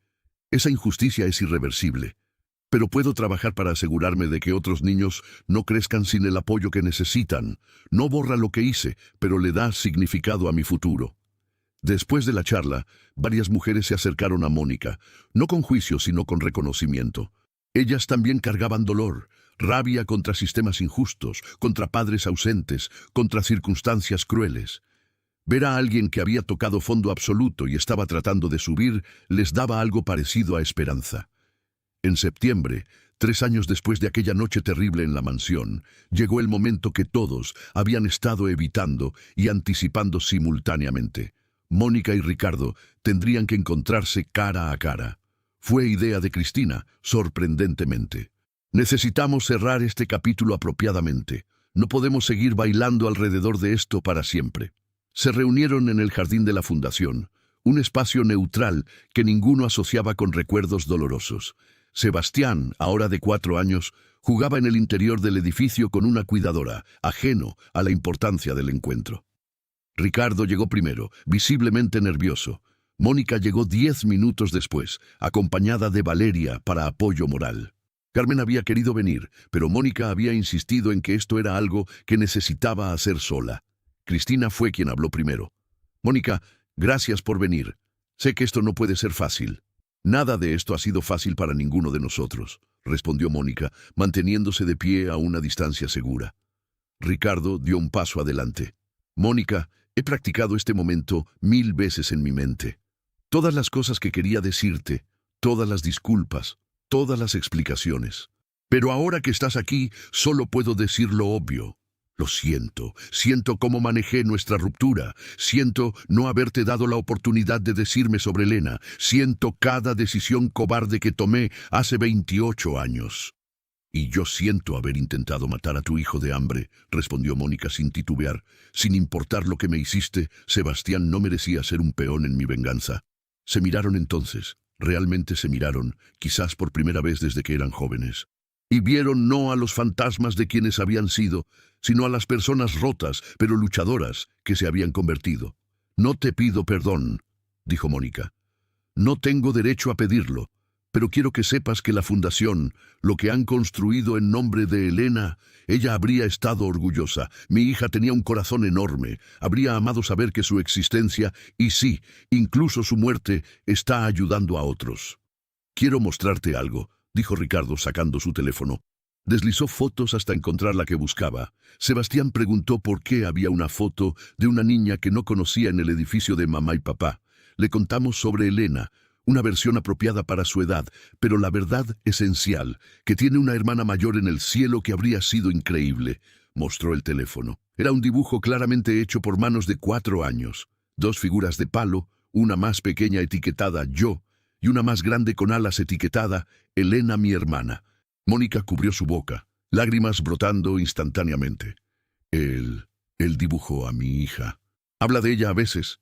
Dice que es su ángel guardián. No sé si es imaginación infantil o algo más, pero lo consuela creer que ella lo cuida. Puedo conocerlo. La pregunta salió antes de que Mónica pudiera censurarse. Lo siento, no debería haber preguntado. No tengo derecho. Cristina y Ricardo intercambiaron una mirada. Finalmente, Cristina asintió. Sí, pero a su ritmo, con nuestras condiciones, y solo si tú te sientes preparada para ello. No sé si alguna vez estaré preparada, pero siento que se lo debo. A Elena, a Sebastián, a todos nosotros. Valeria, que había permanecido silenciosa observando, intervino. Quizás podríamos empezar gradualmente. Mónica podría estar presente en eventos de la fundación, donde Sebastián a veces viene, no como presentación formal, solo ocupando el mismo espacio, dejando que la familiaridad se construya naturalmente. Eso suena sensato, acordó Ricardo. Pasaron la siguiente hora hablando, no de disculpas o perdones, sino de logística, de cómo navegar esta situación imposiblemente compleja, de cómo honrar a Elena mientras protegían a Sebastián, de cómo balancear justicia con compasión. No fue un momento de película donde todos se abrazaban y la música swelling indicaba resolución completa. Fue incómodo, doloroso, lleno de silencios tensos y lágrimas reprimidas. Fue real. Al final, cuando Mónica se preparaba para irse, se giró hacia Ricardo y Cristina una última vez. Elena les escribió que cuidaran de mí. Yo traicioné esa petición al convertirme en alguien que merecía castigo. No, cuidado, pero están tratando de honrar sus palabras de todas formas. Eso dice más de ustedes que 1000 disculpas. Y tú estás tratando de honrarla ayudando a otros, respondió Cristina. Eso dice más de ti que 3 años en prisión. Mónica se fue con Valeria y Ricardo y Cristina se quedaron en el jardín mientras el sol comenzaba a ponerse. Habían subido una montaña imposible y aunque no habían llegado a la cima, al menos ya no estaban cayendo por el precipicio. ¿Crees que hicimos lo correcto?, preguntó Cristina. No lo sé, pero creo que hicimos lo humano. Y quizás eso sea suficiente. Dentro del edificio, Sebastián terminaba su dibujo. Una casa grande con muchas ventanas, y dentro de la casa, figuras de palo que representaban a su familia. Y flotando sobre la casa, con alas y una gran sonrisa, una figura que él había etiquetado cuidadosamente con ayuda de su cuidadora. Elena, mi ángel. No sabía la historia completa. Era demasiado joven. Pero conocía lo esencial. Que el amor es complicado, que las familias vienen en formas inesperadas y que a veces las personas más importantes en nuestras vidas son aquellas que nunca llegamos a conocer. Era una lección que la mayoría de los adultos tardan décadas en aprender. Sebastián, bendecido y maldecido por las circunstancias de su nacimiento, la estaba aprendiendo desde antes de poder recordar. Y quizás, pensó Valeria mientras observaba al niño dibujar, eso era exactamente como debía ser. La próxima generación aprendiendo las lecciones que la anterior aprendió demasiado tarde. No era justicia perfecta, pero era progreso. Y en un mundo roto, el progreso era lo mejor que podían esperar. 5 años después de aquella noche que casi destruyó una familia, la vida en la mansión Mendoza había encontrado un equilibrio que nadie habría podido predecir. Sebastián acababa de cumplir 7 años. Era un niño brillante, curioso, con una sensibilidad emocional que a veces sorprendía a sus padres. En su habitación, junto a las fotos de sus vacaciones familiares y sus trofeos de fútbol infantil, había un marco especial. La foto de Elena a los 18 años, sonriendo en su primer día de universidad. «Mamá, ¿crees que Elena habría jugado fútbol conmigo?», preguntó una tarde mientras Cristina lo ayudaba con la tarea. «Creo que tu hermana habría hecho cualquier cosa que te hiciera feliz», respondió Cristina, ya acostumbrada a estas preguntas que surgían espontáneamente. Tía Mónica dice que Elena era muy buena dibujando, como yo.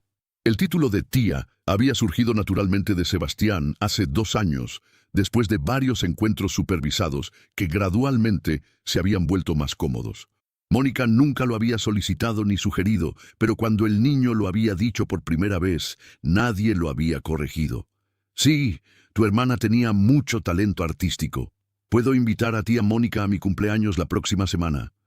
Cristina sintió el familiar pellizco en el pecho que estas situaciones todavía provocaban. No era dolor exactamente, pero tampoco era comodidad completa. Era aceptación complicada, el reconocimiento de que las familias modernas vienen en configuraciones que los libros de crianza no cubren. «Claro, cariño, creo que le encantaría venir».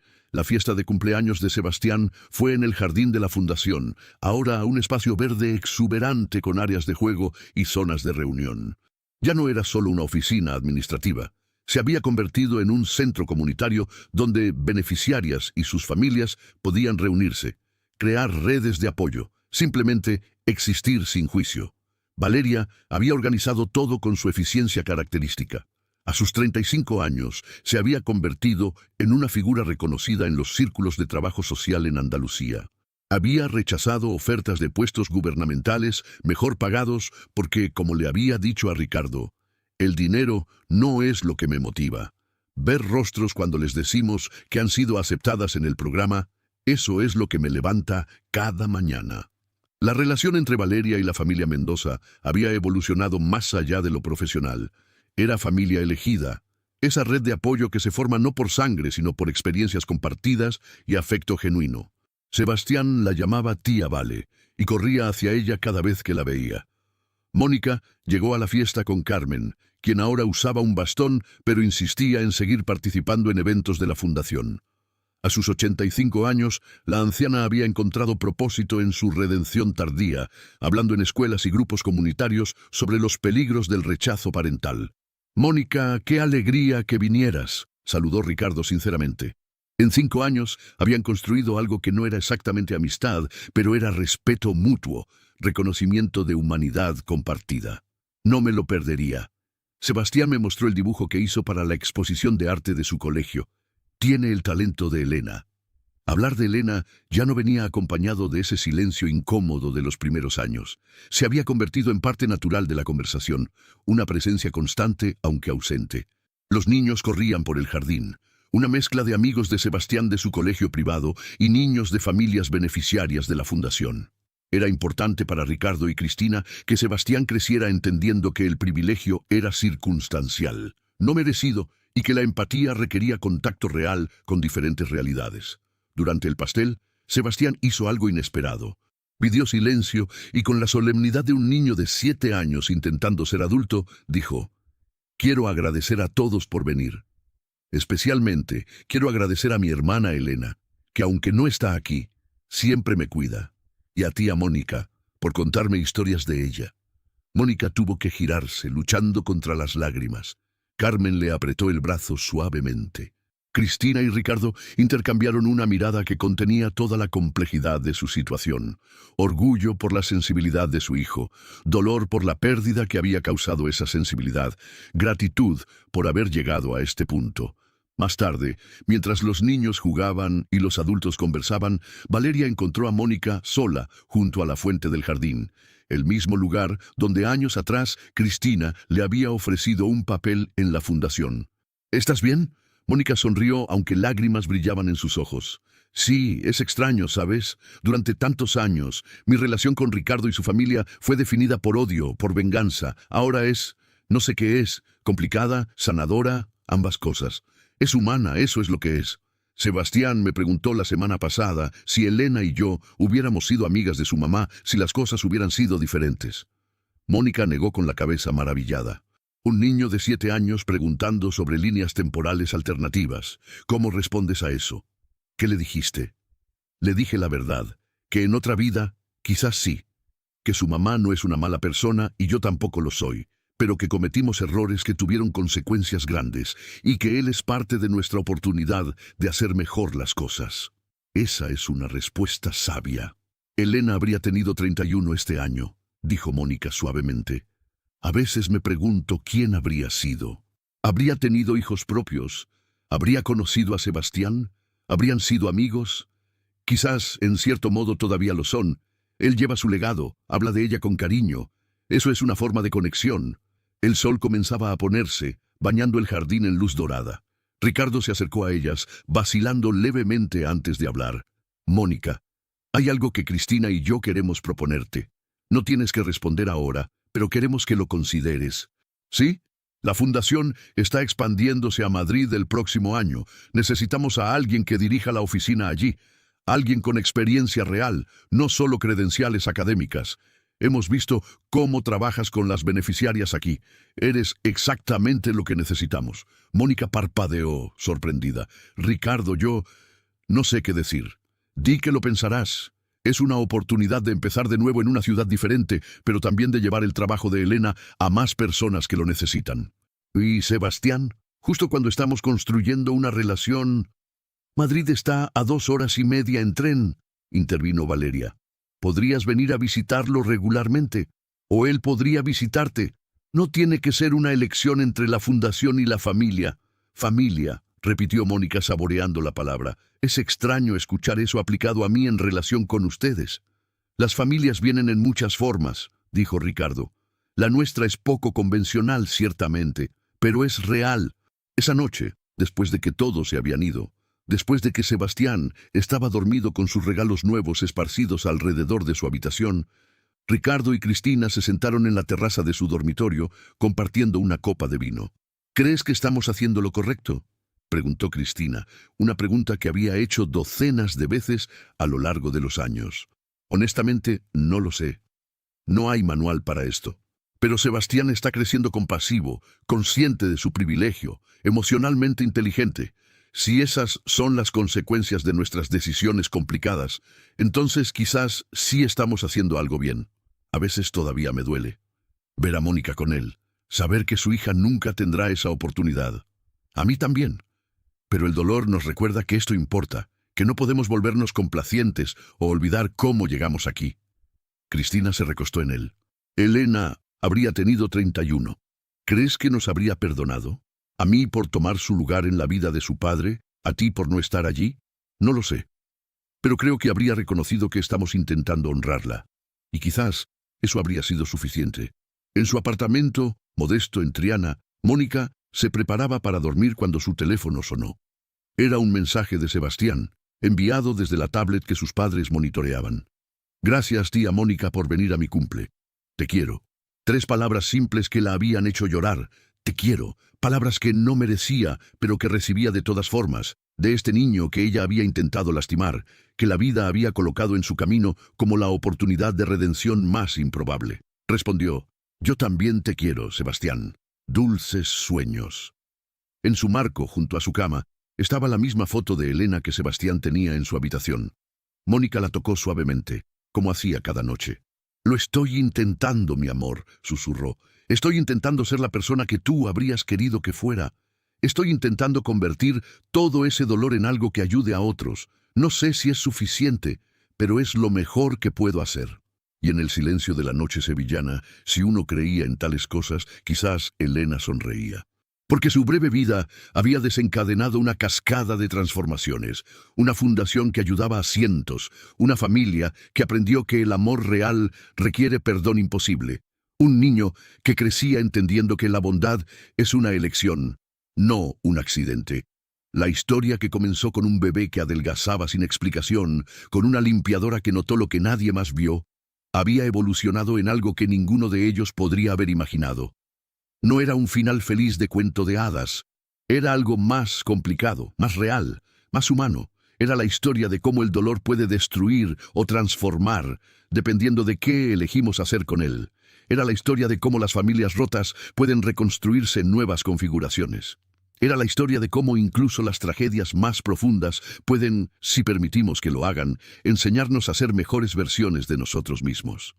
Sebastián creció con esta historia tejida en el tejido de su identidad. Creció sabiendo que tenía una hermana a la que nunca conocería, pero que lo amaba desde donde quiera que estuviera. Creció entendiendo que las personas cometen errores terribles, pero también pueden cambiar. Creció viendo a su familia extendida, poco convencional, complicada, amándose unos a otros no a pesar de su historia compartida, sino precisamente por ella. Y cuando años después, cuando Sebastián fuera adulto y enfrentara sus propios momentos de elección entre dolor y sanación, entre venganza y perdón, tendría esta historia como guía. La historia de cómo su vida estuvo en peligro, cómo fue salvada y cómo esa salvación desencadenó ondas de transformación que alcanzaron a cientos de vidas. La Fundación Elena Heredia continuaría su trabajo durante generaciones. Valeria eventualmente escribiría un libro sobre su historia, cambiando nombres, pero preservando verdades esenciales. Carmen viviría hasta los 92, muriendo pacíficamente, sabiendo que había pasado los últimos años de su vida reparando, en la medida posible, los errores de su juventud. Mónica nunca se casaría ni tendría más hijos. La fundación se convertiría en su vida, su propósito, su forma de honrar a Elena cada día. Y aunque el dolor nunca desaparecería completamente, aprendería a vivir junto a él, usándolo como combustible para compasión en lugar de destrucción.